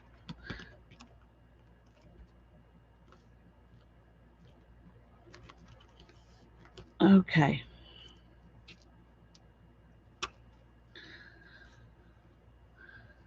Thanks, Janet.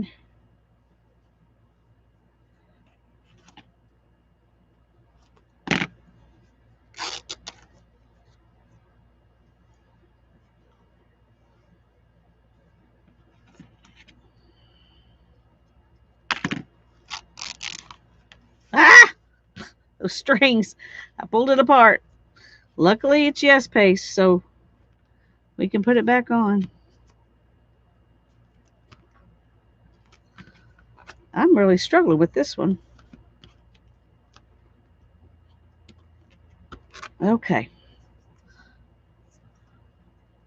It looks great from there. Good. I'm glad. I think it's going to look fine. It's just not cooperating very much.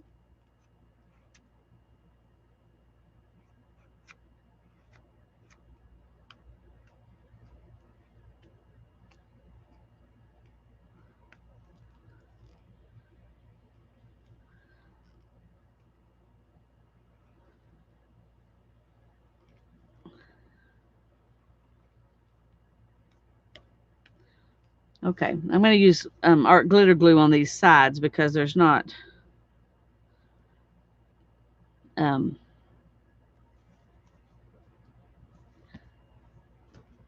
I don't want to get that stuff everywhere.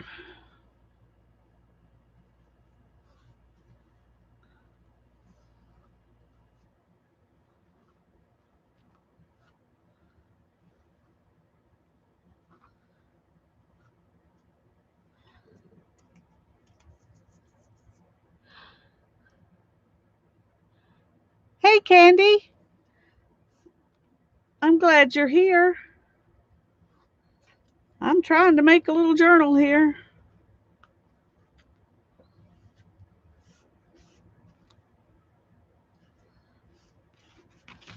Okay, let's turn this around and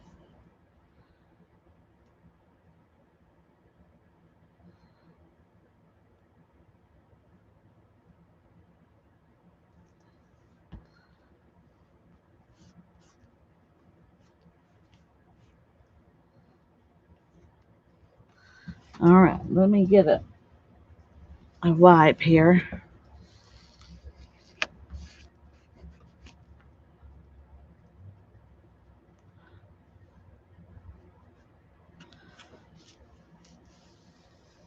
Wipe off that extra glue.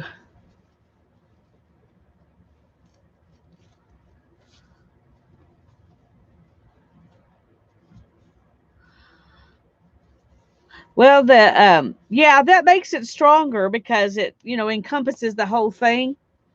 Plus, it looks neater. I have seen people who put a piece of fabric on the back and a piece of fabric on the front and let it kind of stick out here rather than folding it over. And that looks really cute too. This is just easier. This is just easier. Oh, did Andrea leave?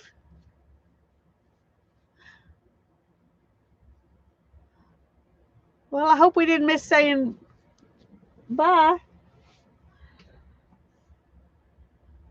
Okay. All right. Now I'm going to set this aside.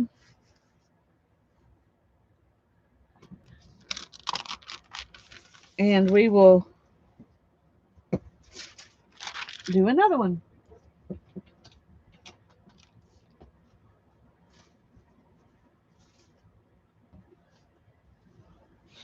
One more. Thank you, Janet. Okay, now we need to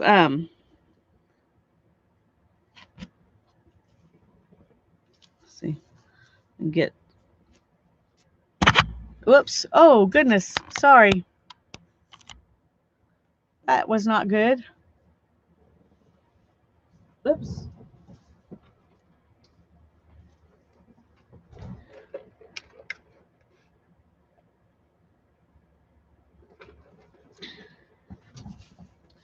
Okay, I need to figure out how much of this I need to cut off.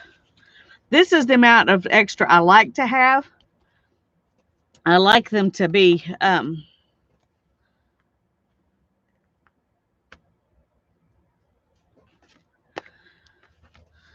for the outside, I think this would be fine actually. But for the inside, it would cover up too much.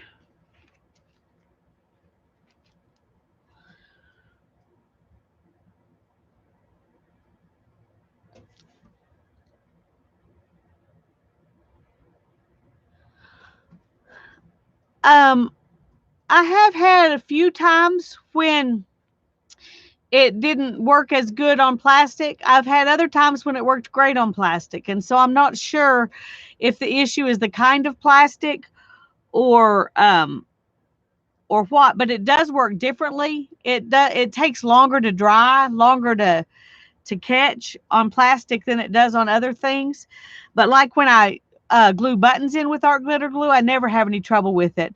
But I've tried to glue acetate a few times when it didn't want to work. So I don't know.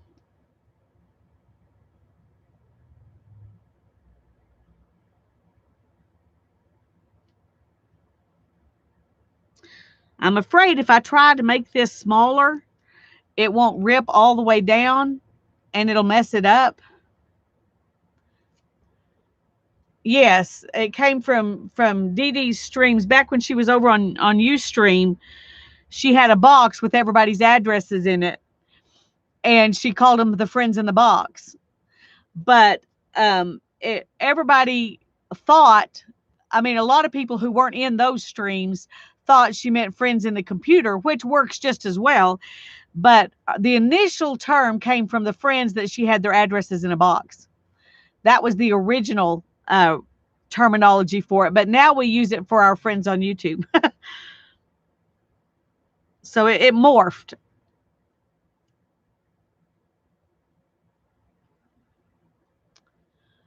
Hi, Rebecca.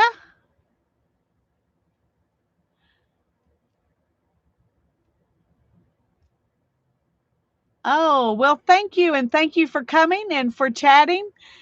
So people know you're here, that we can say hi to you. I'm glad you're here.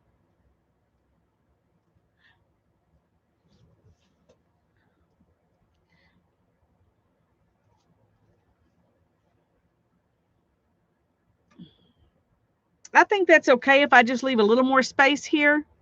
And so I think that's what I'm going to do. It won't make this any harder to use than the other ones as far as the journal itself. Um, since his face and his face and his face are all pointing this direction, I think it's okay if I cover up a little more. I think so. I think so. That's what we're going to do. Okay, move that.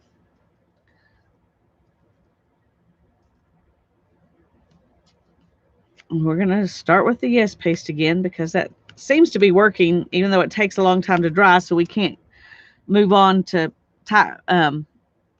sewing our signatures in, but we'll do that, I guess, next Monday.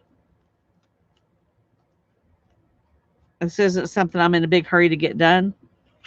It'll be fine if it waits till next Monday, because I may find some more things I want to stick in that auction than just these books and the art pieces. So I'm not going to do it in the next day or two.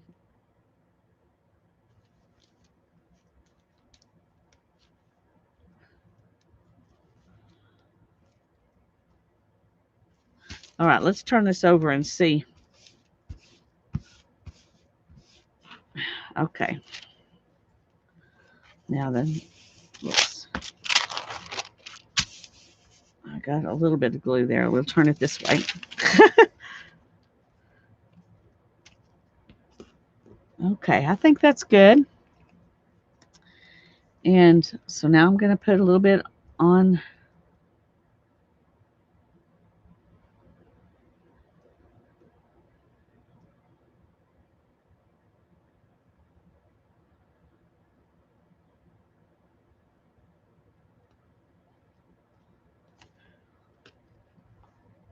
And let's put it right here. And we're going to do this one.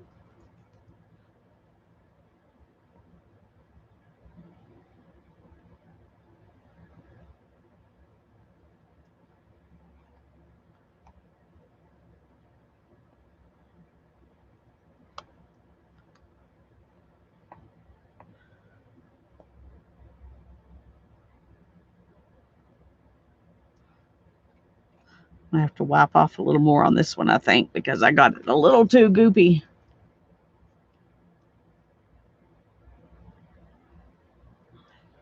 Okay.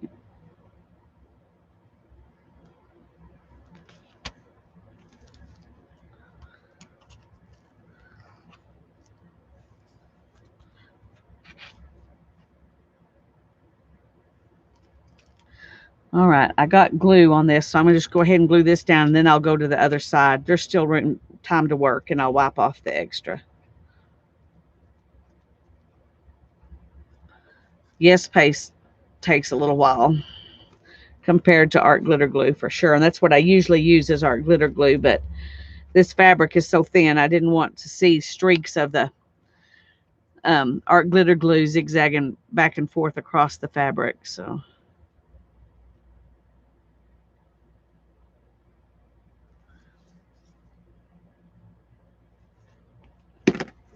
it's called Yes Paste, acid-free paste. It's a bookbinder's paste.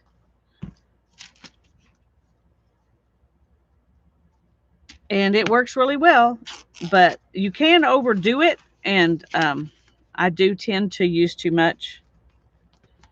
Ugh, come on. Get that out of the way. Okay.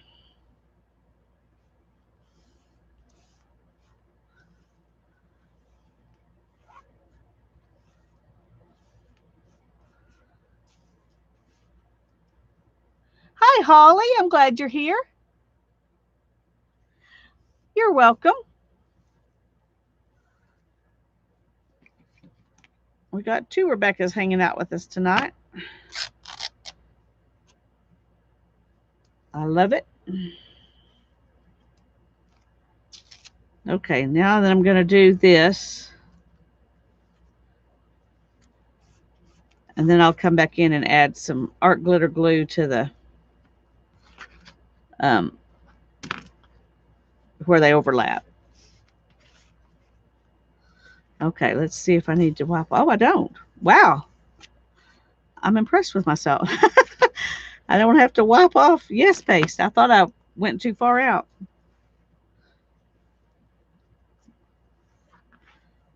Okay.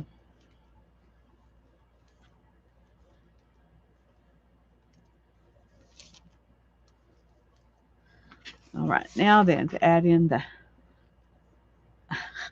everything's sticking to me.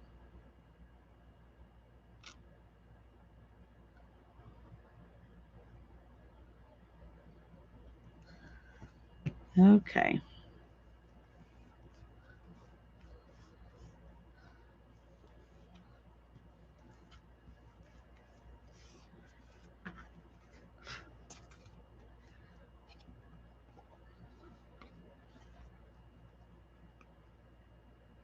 You can see that it still looks wet. I'm hoping it'll look better once it dries, but if it doesn't, I'll put some lace or something over that to disguise it.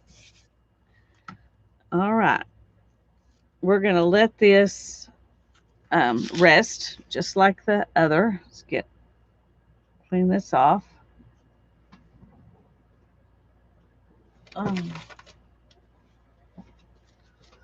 One thing that's really important when you're using Yes Paste is that you don't get any on the outside of the thing, or it is very hard to get it open next time. I have put some Vaseline on it just a little bit, and that helps, but I still make sure I get it really clean before I shut it. All right, let's move this out of the way.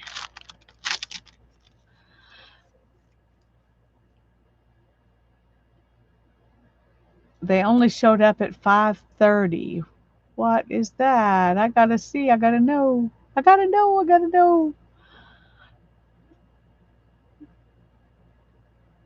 I'm trying to see what showed up at 5:30, Rebecca. I couldn't find it, so I guess it doesn't matter. You weren't probably talking to me anyway, hopefully, since I don't know what you said. All right. Let's move this one. There's got to be another flat place I can put it. Okay.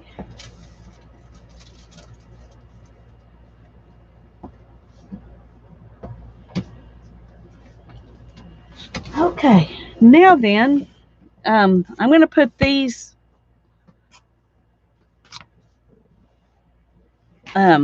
inside bits away. We'll do that another time.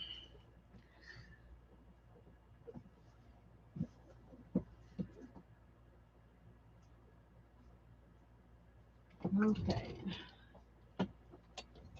That's hopefully a safe place. Hopefully it's a safe place. Her roofers. Oh, okay. Wow, that's kind of late.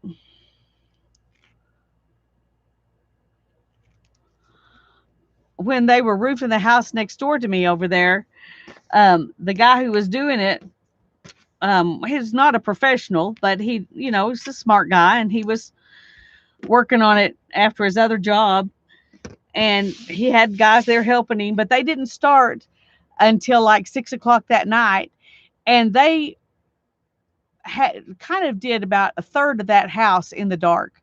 They were all wearing headlamps, and I was like, that cannot be safe. I thought you were a smart guy. Anyway, that was a little scary to see him doing that in the dark. Plus, it was kind of weird to have all that banging going on in the dark.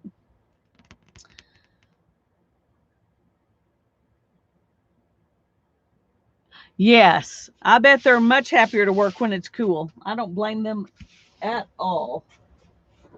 Okay, now I said we were going to go ahead and put some jelly prints on the back of this, so that's what I want to do now. So I need to find some jelly prints. Oh.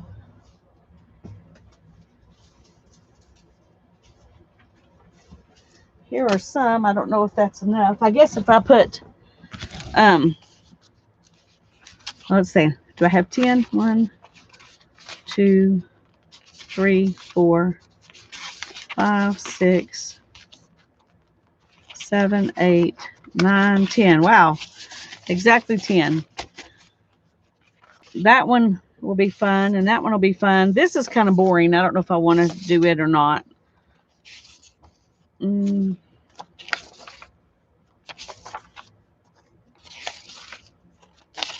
Okay, I like these. I'm going to have to find 3 more, though, because I don't really care about those. So let me look.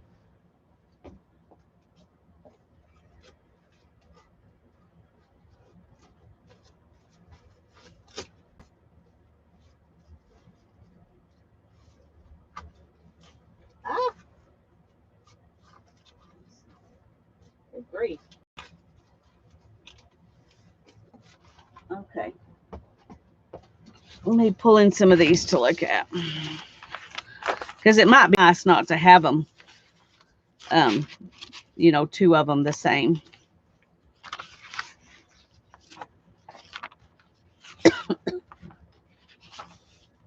Okay, let's move these. Let's see. That's kind of interesting.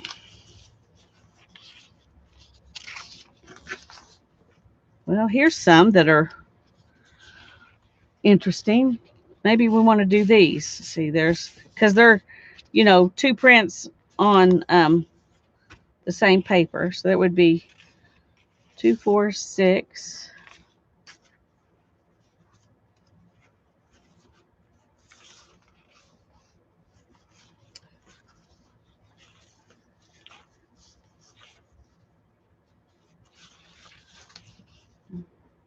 Eight, 10,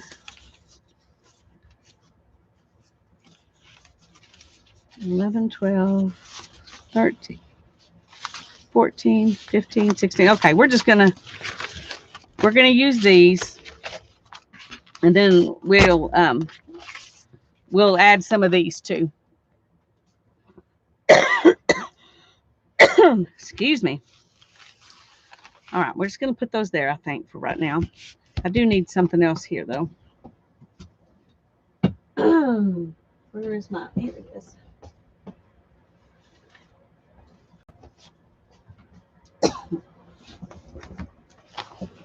Okay. Thank you, Janet. Okay. I guess I have to decide what's the up and down side. This one has some trees stamped on it, so it needs to go like this.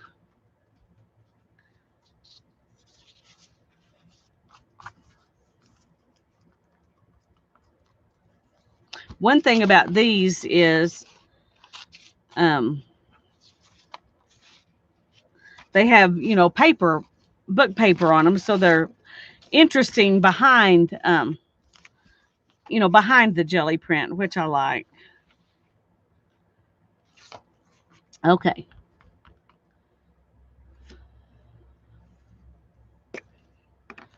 And I'm just going to use the extreme glue stick for this because I think it'll work fine.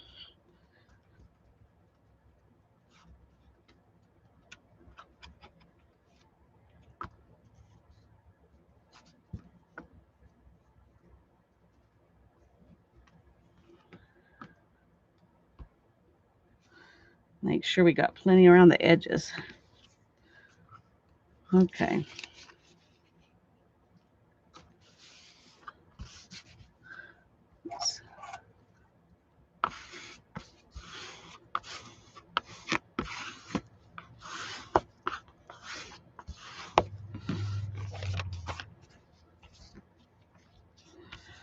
Okay. Here we go.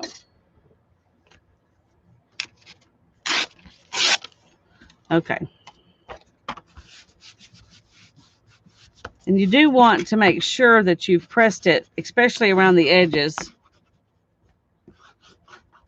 and then let it dry before you cut it, so it will stick really well. Oh, thank you, Holly. Thank you, Janet.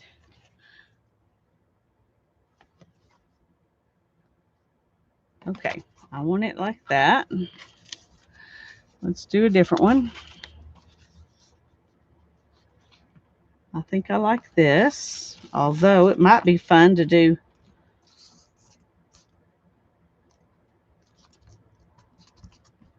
Yeah, why not? Well, see, now I'm thinking, oh, that's wasteful. That's wasteful.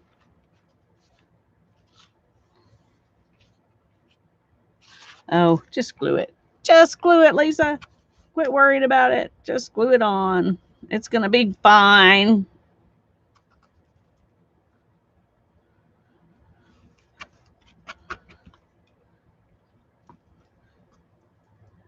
Thank you, Linda.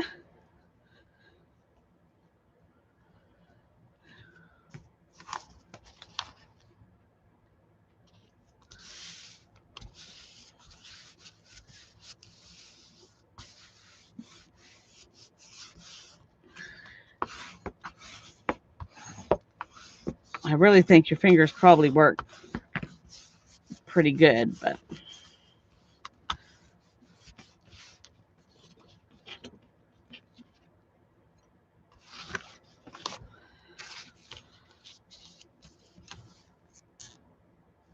it's just that way I can save these bits to use for something else.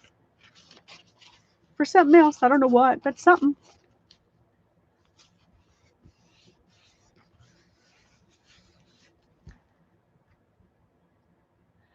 But now you will always get to see your beautiful papers. There you go.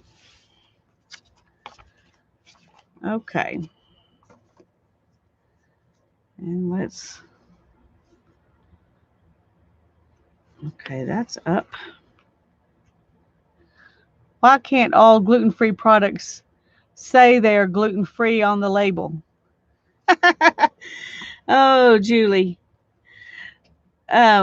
There are a lot of things that are just naturally gluten-free, and they still put gluten-free on the label. So there's no consistent way of labeling stuff. I was trying to remember what it was I saw that I thought was ridiculous that it said gluten-free. It was on a box of tomatoes. You know those little tomatoes you get in a box, little cherry tomatoes? It said gluten-free. I'm like, if you have a gluten problem, you're going to know tomatoes are gluten-free.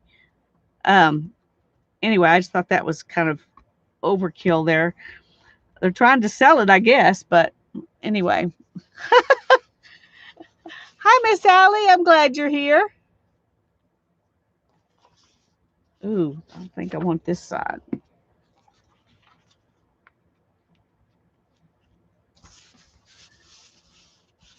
Yeah, really. I'd never seen that before.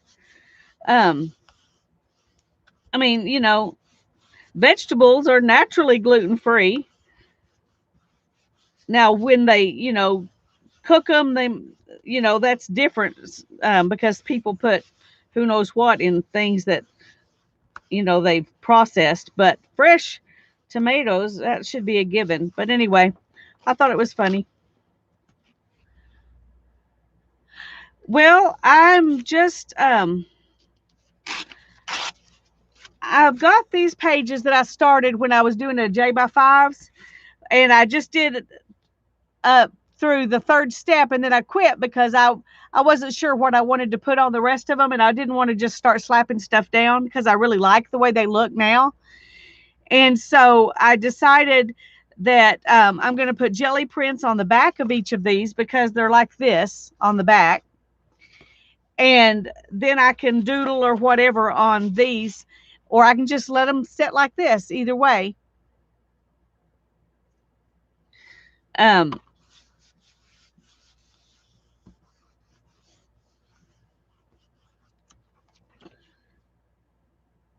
if there is no wheat involved, well, let me say no grains because it may not be just wheat.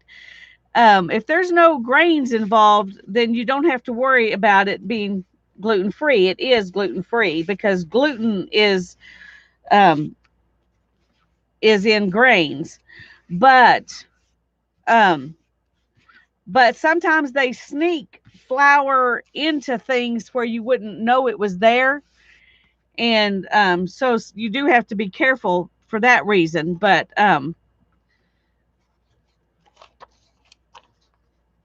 But some people are dense and just don't get it, so everything needs to be marked. That's true. It would help. Um, and if you're newly eating gluten free and you've never thought about it before, um, that's also a something that you're just wanting to be extra careful. I mean, it's like I saw a brand the other day of corn chips. Well, if you don't put any flour in your corn chips, if they're just made with corn, then they're naturally gluten free because corn is gluten free. But but some corn chips, brag about being gluten free, um, and some don't say anything about being gluten free.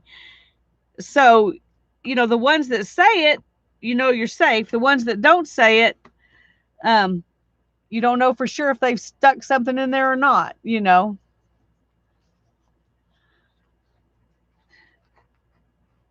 No, you're not dumb, Julie. It's just not something you've thought about before, had to think about before. And but one thing you can, when you are thinking about it, um, there are some things that are going to be gluten free, and some things that should be that might not be. So it is better to, if they labeled everything, it would be safer. Like, for instance, sometimes you buy meat and it says it's pot roast or something and it's frozen, it's already been cooked. But if you're not careful, they've used flour as a thickener. So even though it's pot roast, it might not be gluten free. And so you do have to be very, very careful. Some things, are not labeled and should be. That is for sure. But it's just,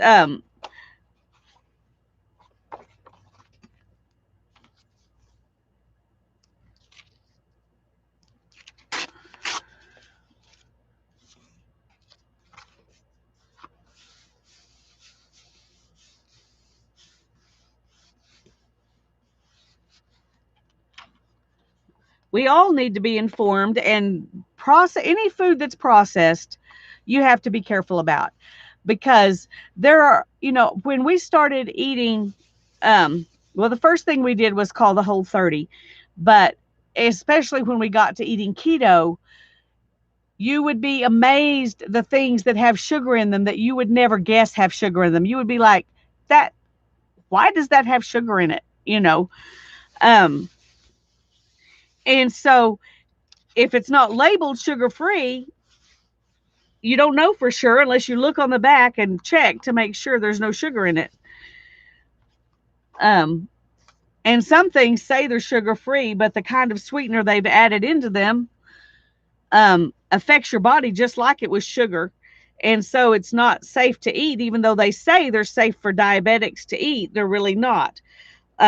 Let me give you an example.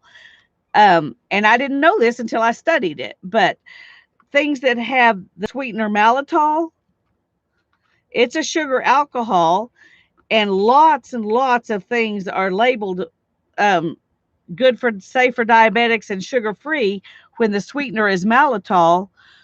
And maltitol affects your insulin just like sugar does. Maybe not quite as much, but it definitely does affect your insulin levels. And so, but people don't know that, and they think they're getting um, They think they're getting something that's safe for them to eat, and then they can't figure out why their blood sugar goes up. I don't know about coconut flour. A lot of people, if you don't have a problem with corn, would use cornstarch as a thickener. It works as a good thickener.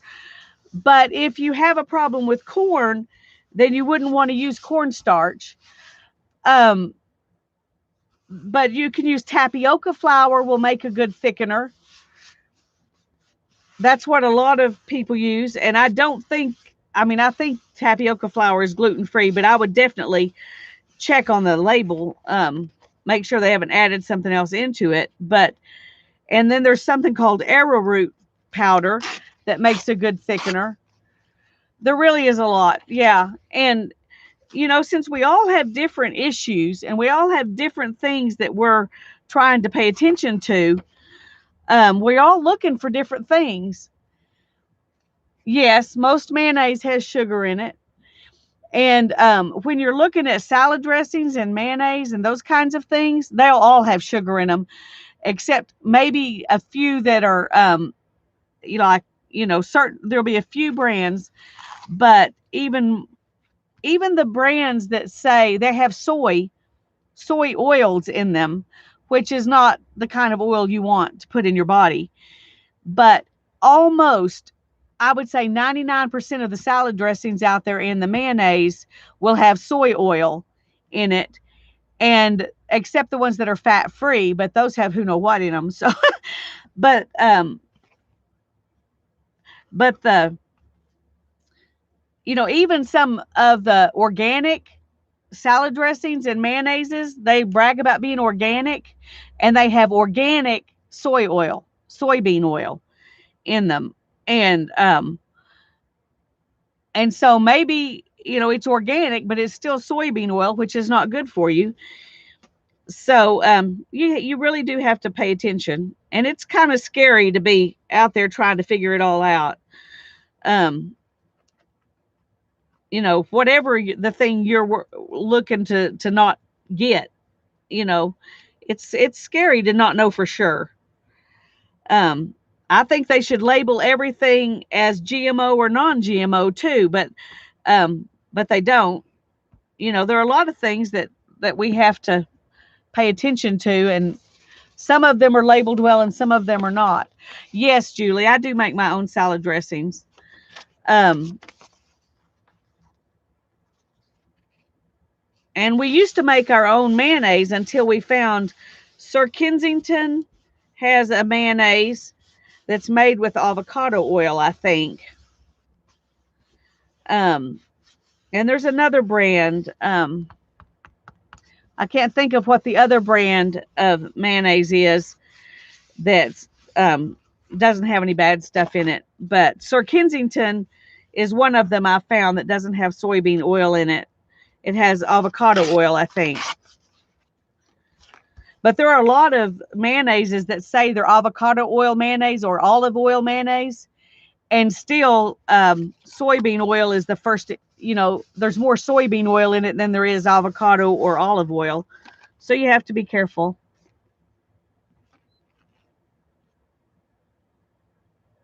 Yeah. Well, some vegetables are not organic though, because there were pesticides used on them, and especially if you're sensitive to those things, you know it. Um, you do have to be careful about you know vegetables that were not grown in an organic field, although they should be. You would think they would be naturally organic, but they but if they were if they used pesticides on them, they can't label them organic. So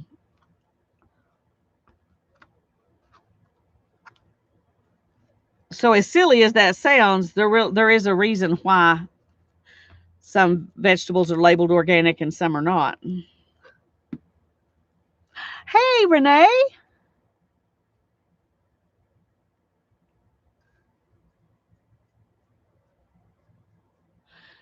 Yes, you have to watch out for MSG too. I get migraines from MSG too. And there are so many different names for MSG that it's really hard. That one's really, really hard to do because they disguise it so many different ways by calling it other things. Um,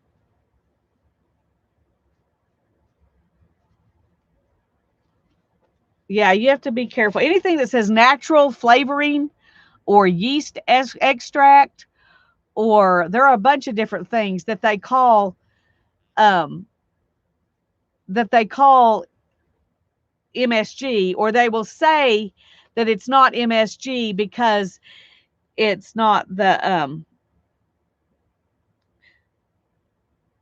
because it's like a derivative or something. I don't know exactly how to explain that, but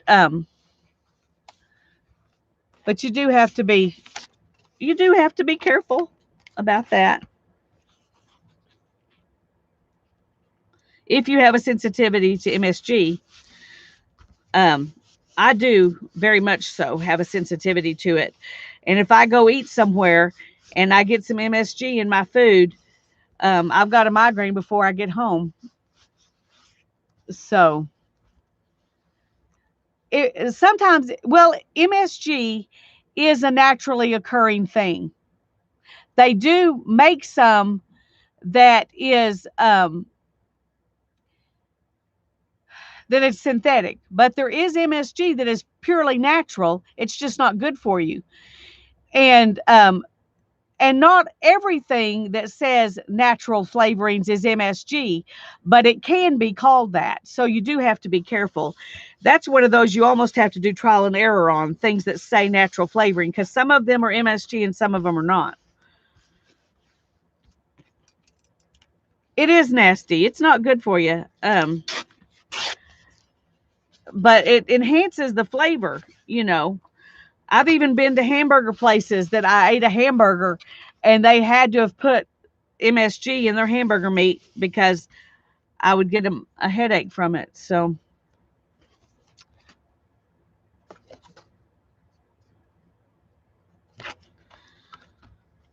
oh, let's see.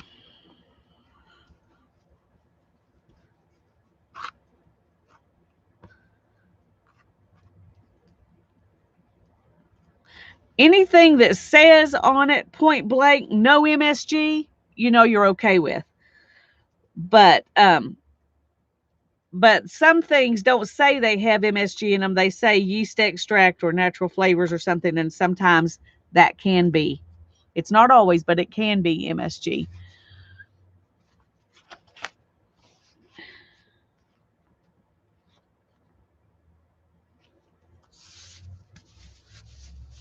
Makes you want to make your own sauces and marinades too. That's true. That's true.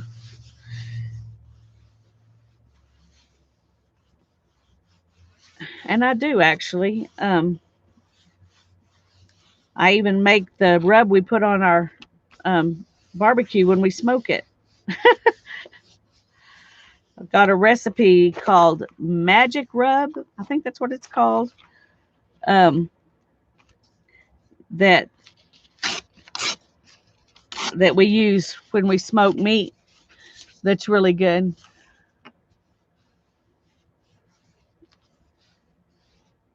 Oh, okay. Lurk away, Riri. Good night.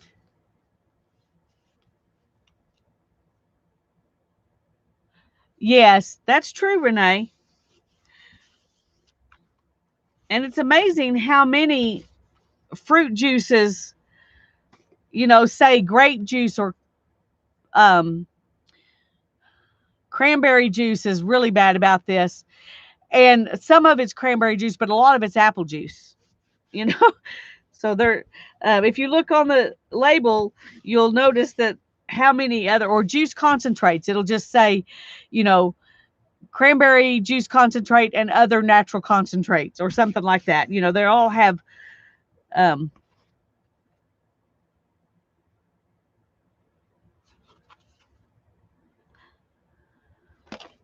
I don't know which side's up. Some, which side do I want to be up? Okay. I may wish I'd used a different glue. These glue sticks are precious, and I'm using one up really fast here. But I want these to stick good, so they'll last a lot longer if you don't use them. But the point of buying them is to use them. So,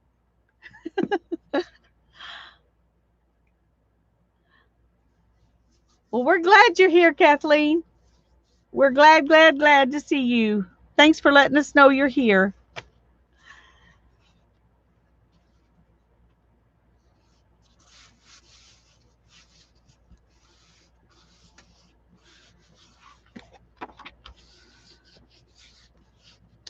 We could find something happier to talk about than how bad food's labeled. I don't know what. There's got to be something happier to talk about.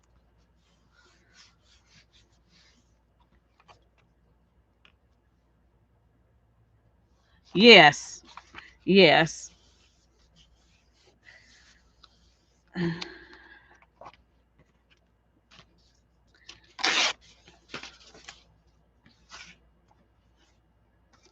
Okay. Would you believe I still have this many to do? 2, 4, 6, 8, 10, 11. I've only done 9. Feels like I've been doing this forever. Thank you, Kathleen. I appreciate the thumbs ups. I do.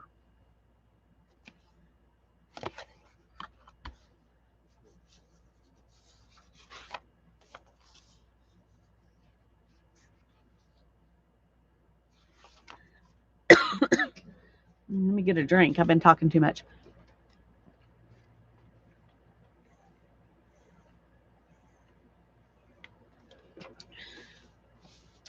Whew, okay.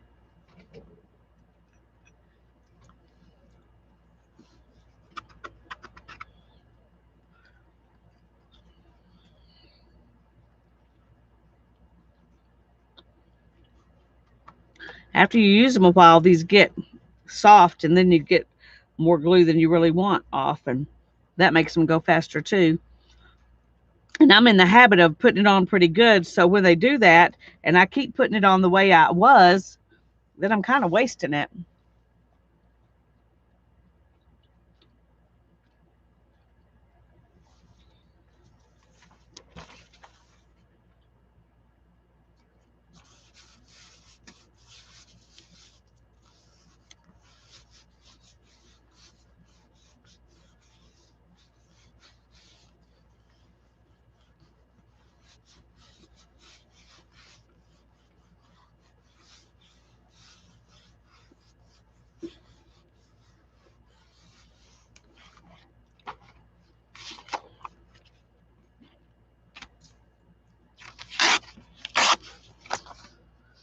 Oh, Julie, well, we will pray that he doesn't have any adverse reactions to that. Don't want any adverse reactions.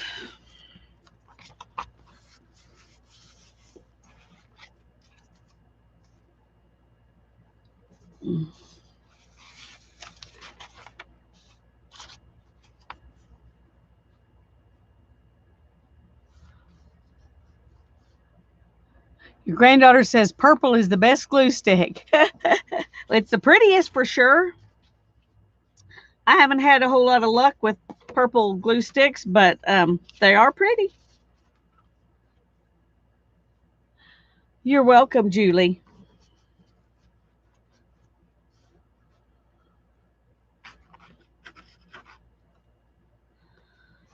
Is he going right now? Or when you say fixing to, do you mean like today?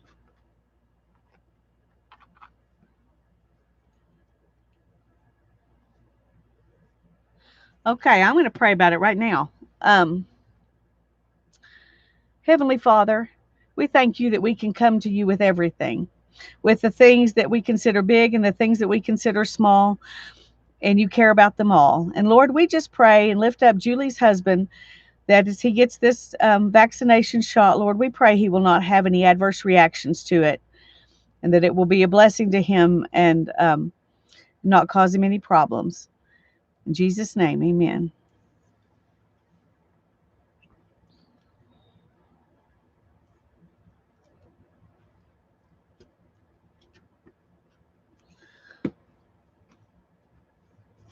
Okay, I'm going to do one of these on 2 pages because they're different.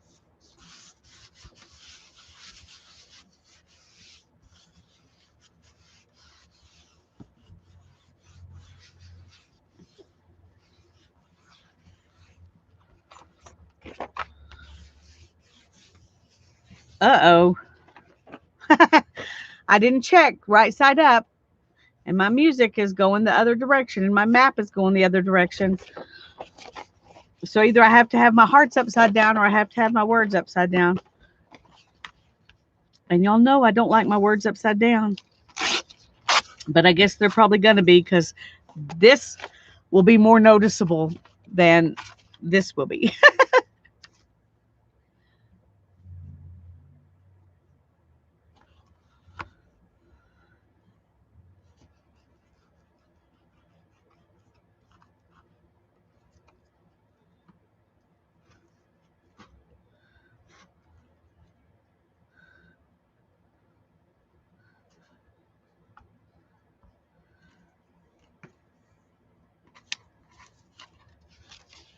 Oh, no. Um, I think it would just rip the paper. This paper's too thin and old to come off in one piece, I think.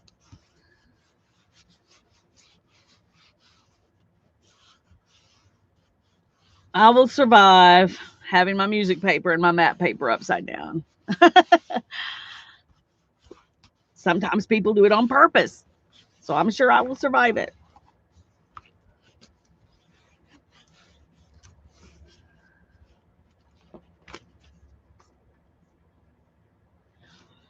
But I'm going to look at them again. See, of course, this one is sideways, you know, going up and down. So it's okay.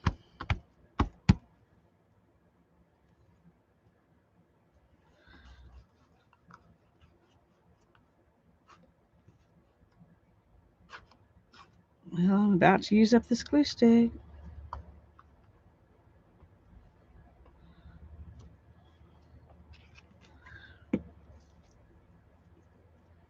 Oh, well, tell him he is very welcome.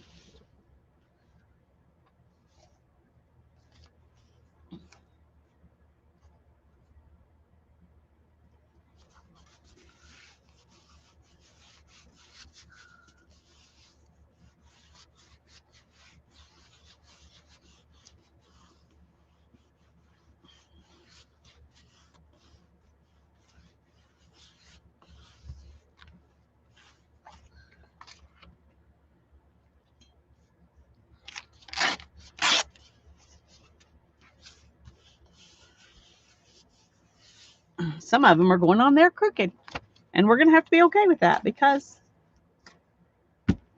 I have a hard time getting things straight.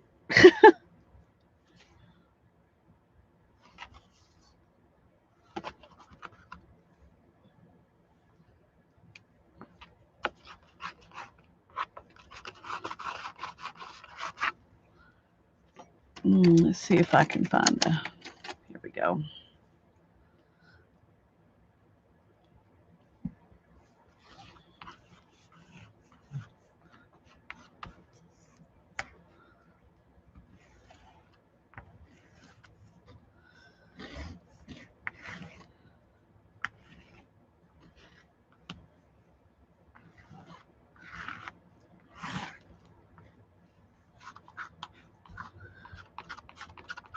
That's actually kind of hard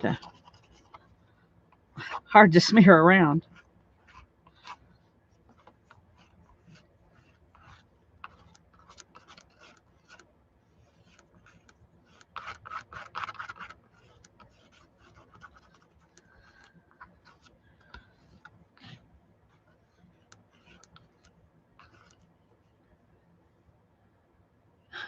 Thank you, Brenda.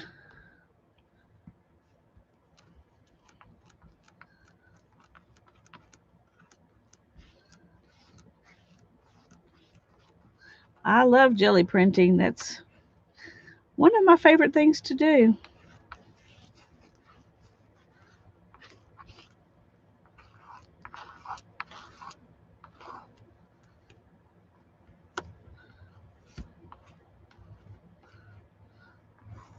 See if we can get that out to the edges.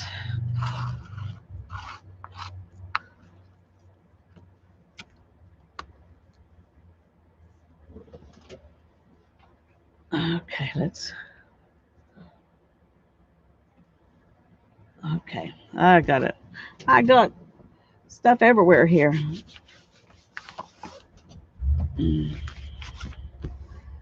Now this is going to dry before I get paper on it because of that. So let's move it and let that dry.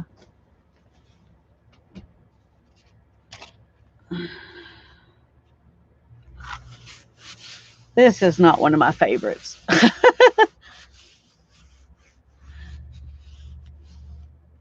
Yeah, you gel print. Well, I hoard them too, Julie. Unless I'm making them for a specific project, I do tend to hoard them too. I understand. I'm trying to use those things. I'm trying to use those things instead of hoarding them.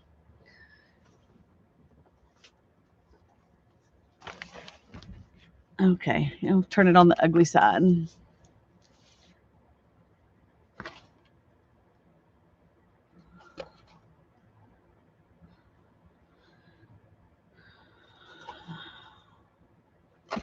I don't know. Some of them it really doesn't matter um, how they're done. We're gonna go back to this glue stick and use it up and hope that it works good enough. It's not as good as the Elmer's Extreme, but it's not terrible. I've definitely had worse glue sticks than this one. Um, in fact, if you're patient enough and let it get dry, it does a pretty good job. It just doesn't do things as instantly, hold on to things as instantly, and you have to use more of it. Um,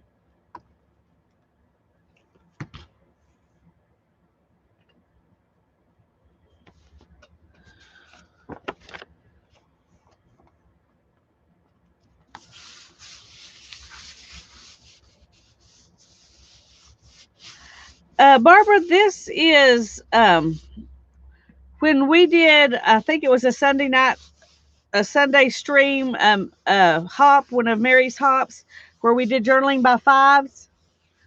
I was step number 3, and I liked where it was at step number 3. When I finished step number 3, and so I just didn't go on any further with it because I didn't want to be in a hurry and ruin it. So once I got it to this place, the images that I had picked out, I wasn't that excited about putting on here. And so I just never went any further with it. So, but the backs of all of them are like this. And so I decided to put gel prints on the back, and maybe that would encourage me to finish the front too.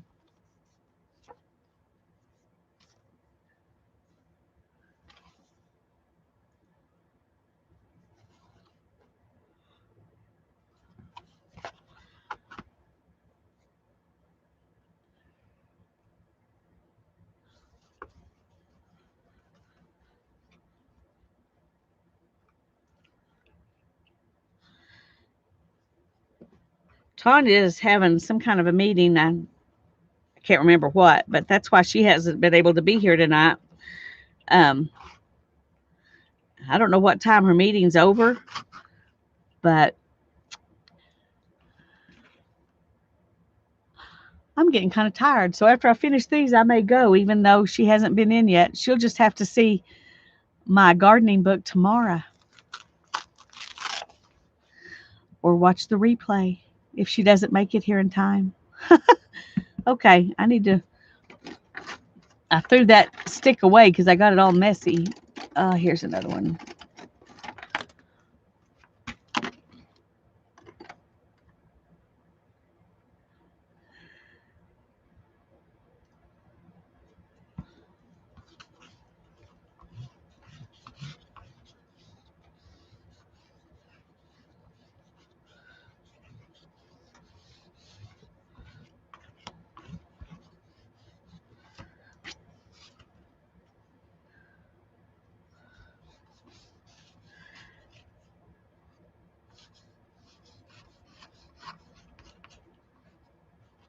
making a mess. I don't know if it's worth using every little bit of this to make that um, to be as hard to use as it is right now. I don't think it is. It's not that good a glue to make me go to that much trouble. But I do need to finish this one.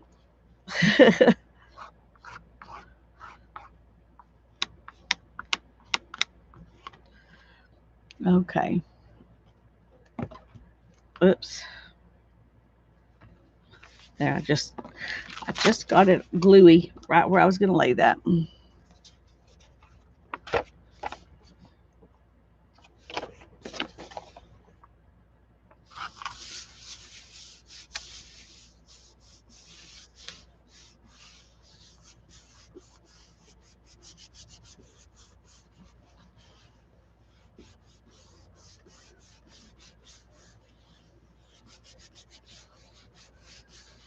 Okay. Hi, Anita. She just woke up from a nap. Well, I hope you slept well.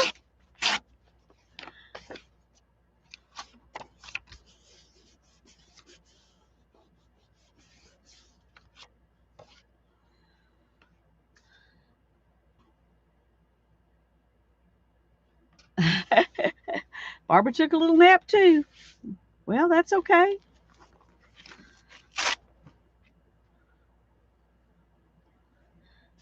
If I can help you sleep, I'm happy to do it.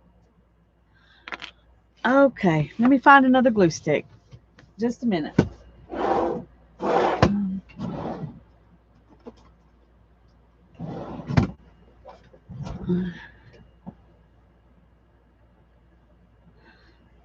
Okay, I'm going to use these. They won't last very long because they're small, but I'm going to use them anyway. Oh, this one's almost used up already. It was in my box. I thought it was new. Okay, well that was quick. Let's see if the rest. No, this one's new. Okay. It's like, well, that didn't take long. These are not bad either. This Pen Plus Gear glue sticks. I was surprised how good these are. They're like, I'm prejudiced, but they're not as good as the Elmer's Extreme. But they're definitely better than some other glue sticks I've used. I would buy them again, except it seems our Walmart only has them at the beginning of the school year. So I guess in August I'll buy some more. Your daughter didn't take a nap, so you were trying. I know exactly what that's like, Yonita. Oh, goodness gracious. Until Hannah was 2 years old, I don't think she slept more than an hour at a time, maybe an hour and a half if it was in the middle of the night. But she rarely took anything more than like a 30-minute nap. And my son, who was 3 when she was born, he had just turned 3 when she was born. He decided since he was 3, he was big and didn't need a nap. I was like, but Mama needs a nap. And if both of you could sleep for 30 minutes, that would help me so much. But no, but I survived it. I survived it. I've got a bunch of half pieces here that I can save and use for something else. I might use those on iCads because I really like using them for backgrounds for the iCads. Okay.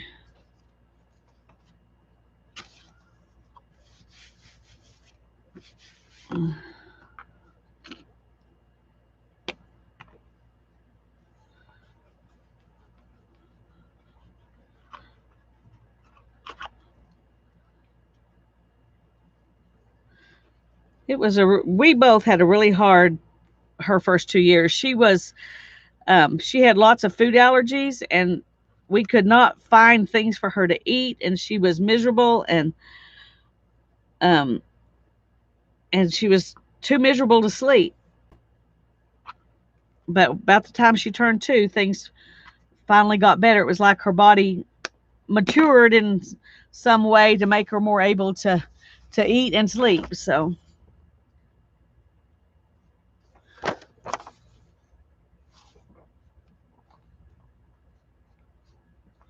I think I'm going to do this because I like those numbers right there.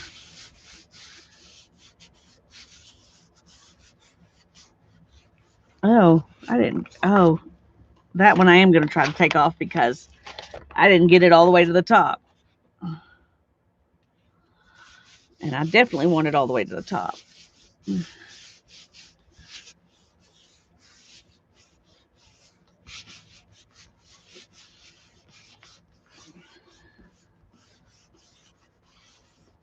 Okay.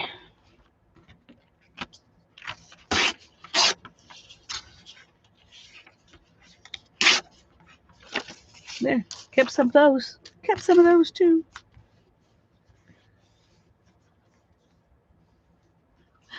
Well, just keep playing. And once you figure out something you really like to do, then that makes it easier. Once you know got something, then you can just use different colors and different stencils or different stamps and do the same thing, and you end up with a lot of different stuff, even though it's the same technique. Does that make sense? Um, and I'm going to be honest with you. Somebody else's jelly prints always look better than your own. When I watch other people, I'm like, oh wow, that's gorgeous. I wish I could do that. Mine don't look like that. And people say the same thing to me. So see, there's one right there. I'm thinking, I don't know. I don't know. I like these. I think these are interesting. They're just extra around the edges. But I think those are really interesting. But I'm not going to use them because all the other ones were totally filled in. So I'm going to go ahead and use this one. It's got copper on it, which is the only thing that makes me really like it.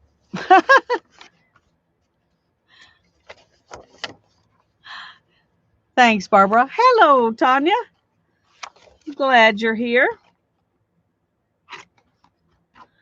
Let me finish these last two and I'll get that book back out and you can see it because I'm probably gonna quit a little early tonight. My shoulder's beginning to hurt a little bit and I don't want to not be able to stream tomorrow with you. So, but I'm glad you got here before I got off so that I could show you the book and so you would know that everything's really okay.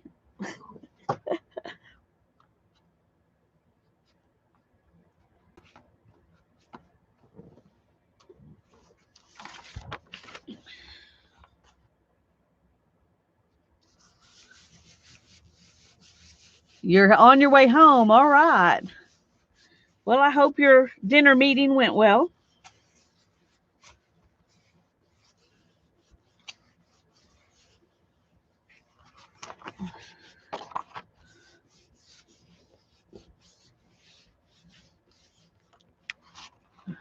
Hi, Debbie. It's good to see you.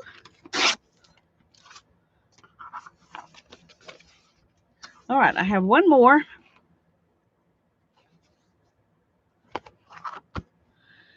And I'm going to use this weird paper on it.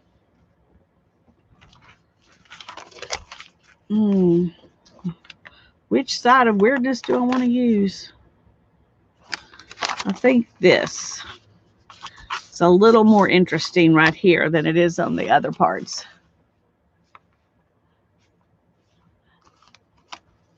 Well, I knew you thought you were going to be through about 8.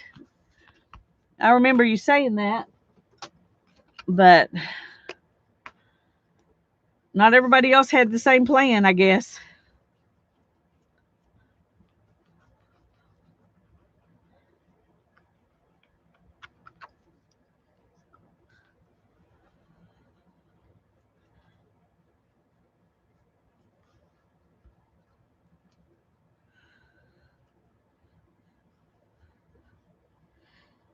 Okay, just about.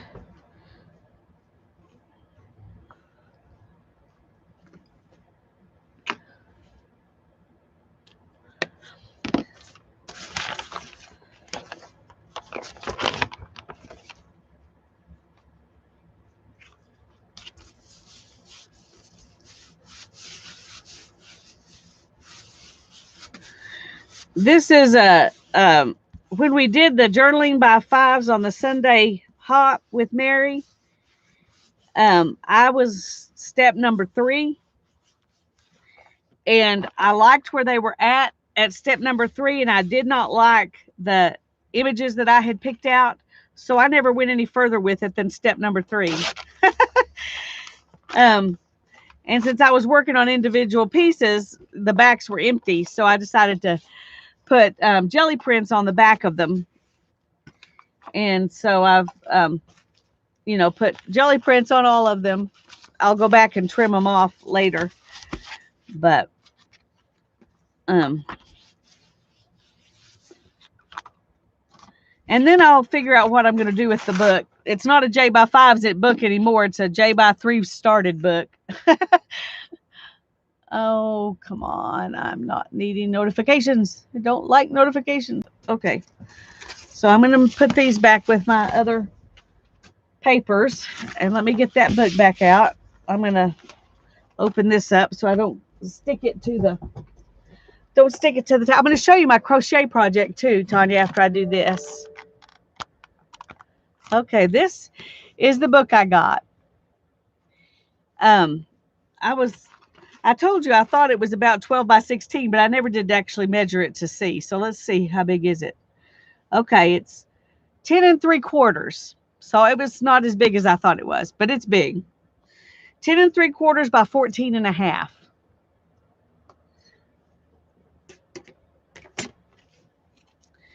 And it's the Gardener's Catalog. And this one is Food Gardens, Indoor, Outdoors, Under Glass, and More. And they had a companion book to it, the Gardener's Catalog. So this is a companion book to the Gardener's Catalog, but it's put out by the same people. This book was published in 1975. Oh, I need to move those so I don't knock them off with the flipping the pages. But it had some really pretty drawings in it. The paper is too brittle and old and just not good quality paper, so I can't use it as pages in a journal, but I can take out all of the images and use them, which I think is fun. Let's see, that's not quite big enough to get it all in there. Okay, that's pretty good. I'm just going to show you some of the pages. I won't go through all of them, but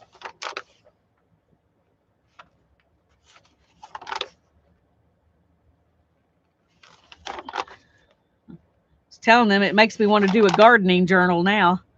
I could do a gardening journal and this be the only images I used in it. There's so many.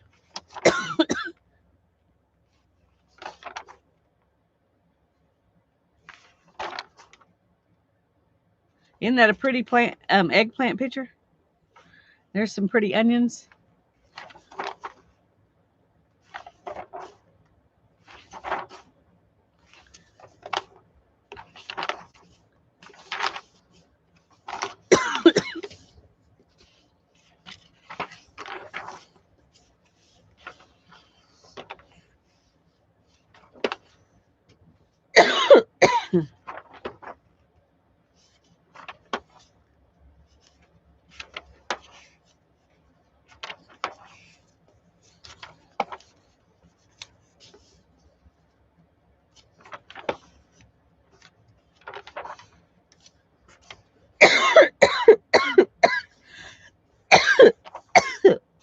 There is some dust in this book. I think that's one reason I'm coughing. At least I'm assuming it's dust. Look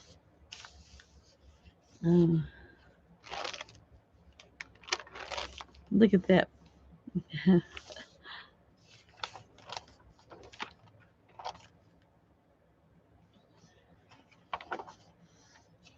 I'm not going to touch my eyes, Janet. I'm not going to touch my eyes. I did that earlier. That was once was enough. Once was enough. And I cleaned my hands on my my wet paper towel, so I can't use it for my eyes. Oh, now I got the glue on my hands all sticky. So I got it. Sorry. Give me a minute.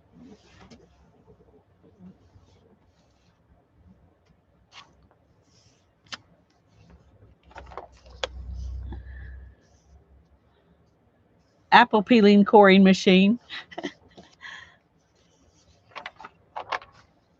They talk about canning and freezing and drying. Here's how you dry corn. I would not dry corn. And how to grow, indoor plants.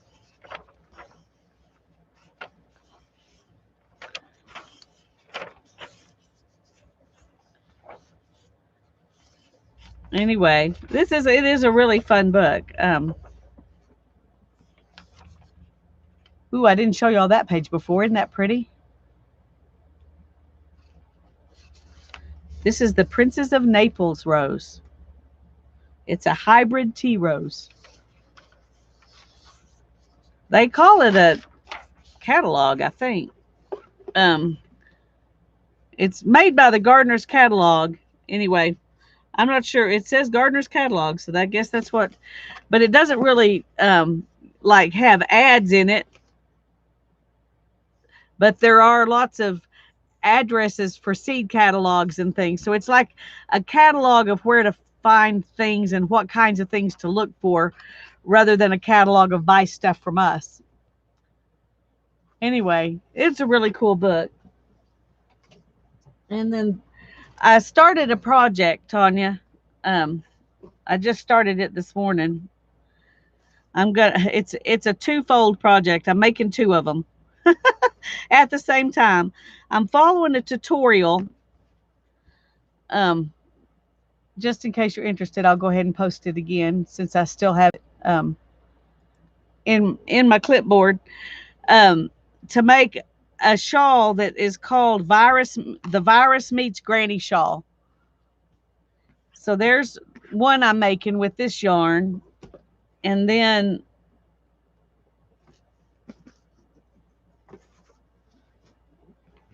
the other one I'm using this yarn. I went to Hobby Lobby today because I've been wanting to make this shawl for a long time, but I couldn't find any hand spun that I had enough of to make it, or any yarn in my stash. So I went to Hobby Lobby and they had yarn on 75% off. So I bought these two yarns, and I was going to start it and decide which one I liked the best and finish that one. But once I got a little bit of it, I realized I really like them both. So I'm just doing them both. But this is up through row 6. And so I'm going to continue working on that. Anyway, it's fun. I haven't worked with acrylic yarn in so long, but the acrylic yarn they make now is way superior to what I used 30 years ago. So we'll see how it goes. So far, I'm happy with this. This one has some wool in it and some nylon and acrylic. This one is just, it says no pill acrylic. I don't know what that means, but it's tans and then coppers. So I can't wait to get till there's some copper in it. Anyway, so I'm going to be working on these for a while. There's that tutorial that I just put the link in. He actually does it right there on screen with you, and so you can just work along with him and do the whole thing. There's 3 videos. That is to a playlist. And his name is, what is his name? Something Spider. Let me look just a second. Fiber Spider. That's what I thought it was, but I wasn't sure. His name's Fiber Spider. Anyway, he does great tutorials, and so I'm just working along with him, and it's about 3 hours worth of tutorial, but when you get through, you should have the shawl. So we'll see. I'll have 2. I don't have enough of this to do the whole thing. I didn't realize how much it really takes to do it, and I only have 1,000 meters of this, and it says it takes 1,800 meters to do it. So we will see. I have plenty of this because I got all 5 balls that they had. So anyway, that's something I'm working on. For those of you, I know there were other people who didn't see it too. So, um, anyway, as I work on it, I'll bring it out and show y'all.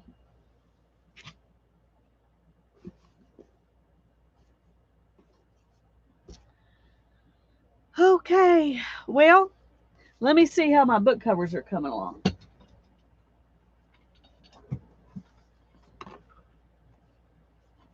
Here's this one. Oh, there is some glue right there. Just a second. Let me wipe that off.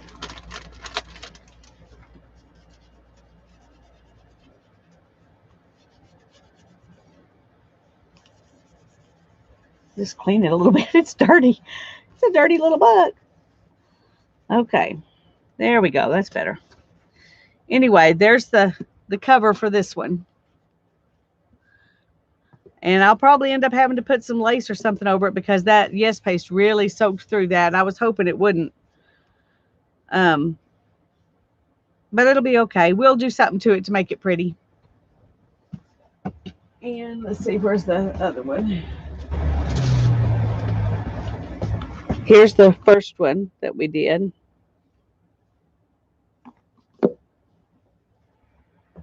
And where's the third one?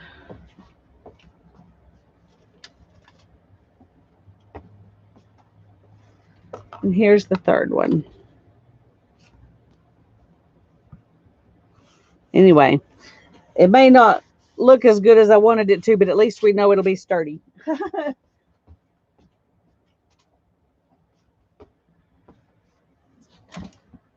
Okay. Thank y'all. Alrighty. Well, I'm going to go.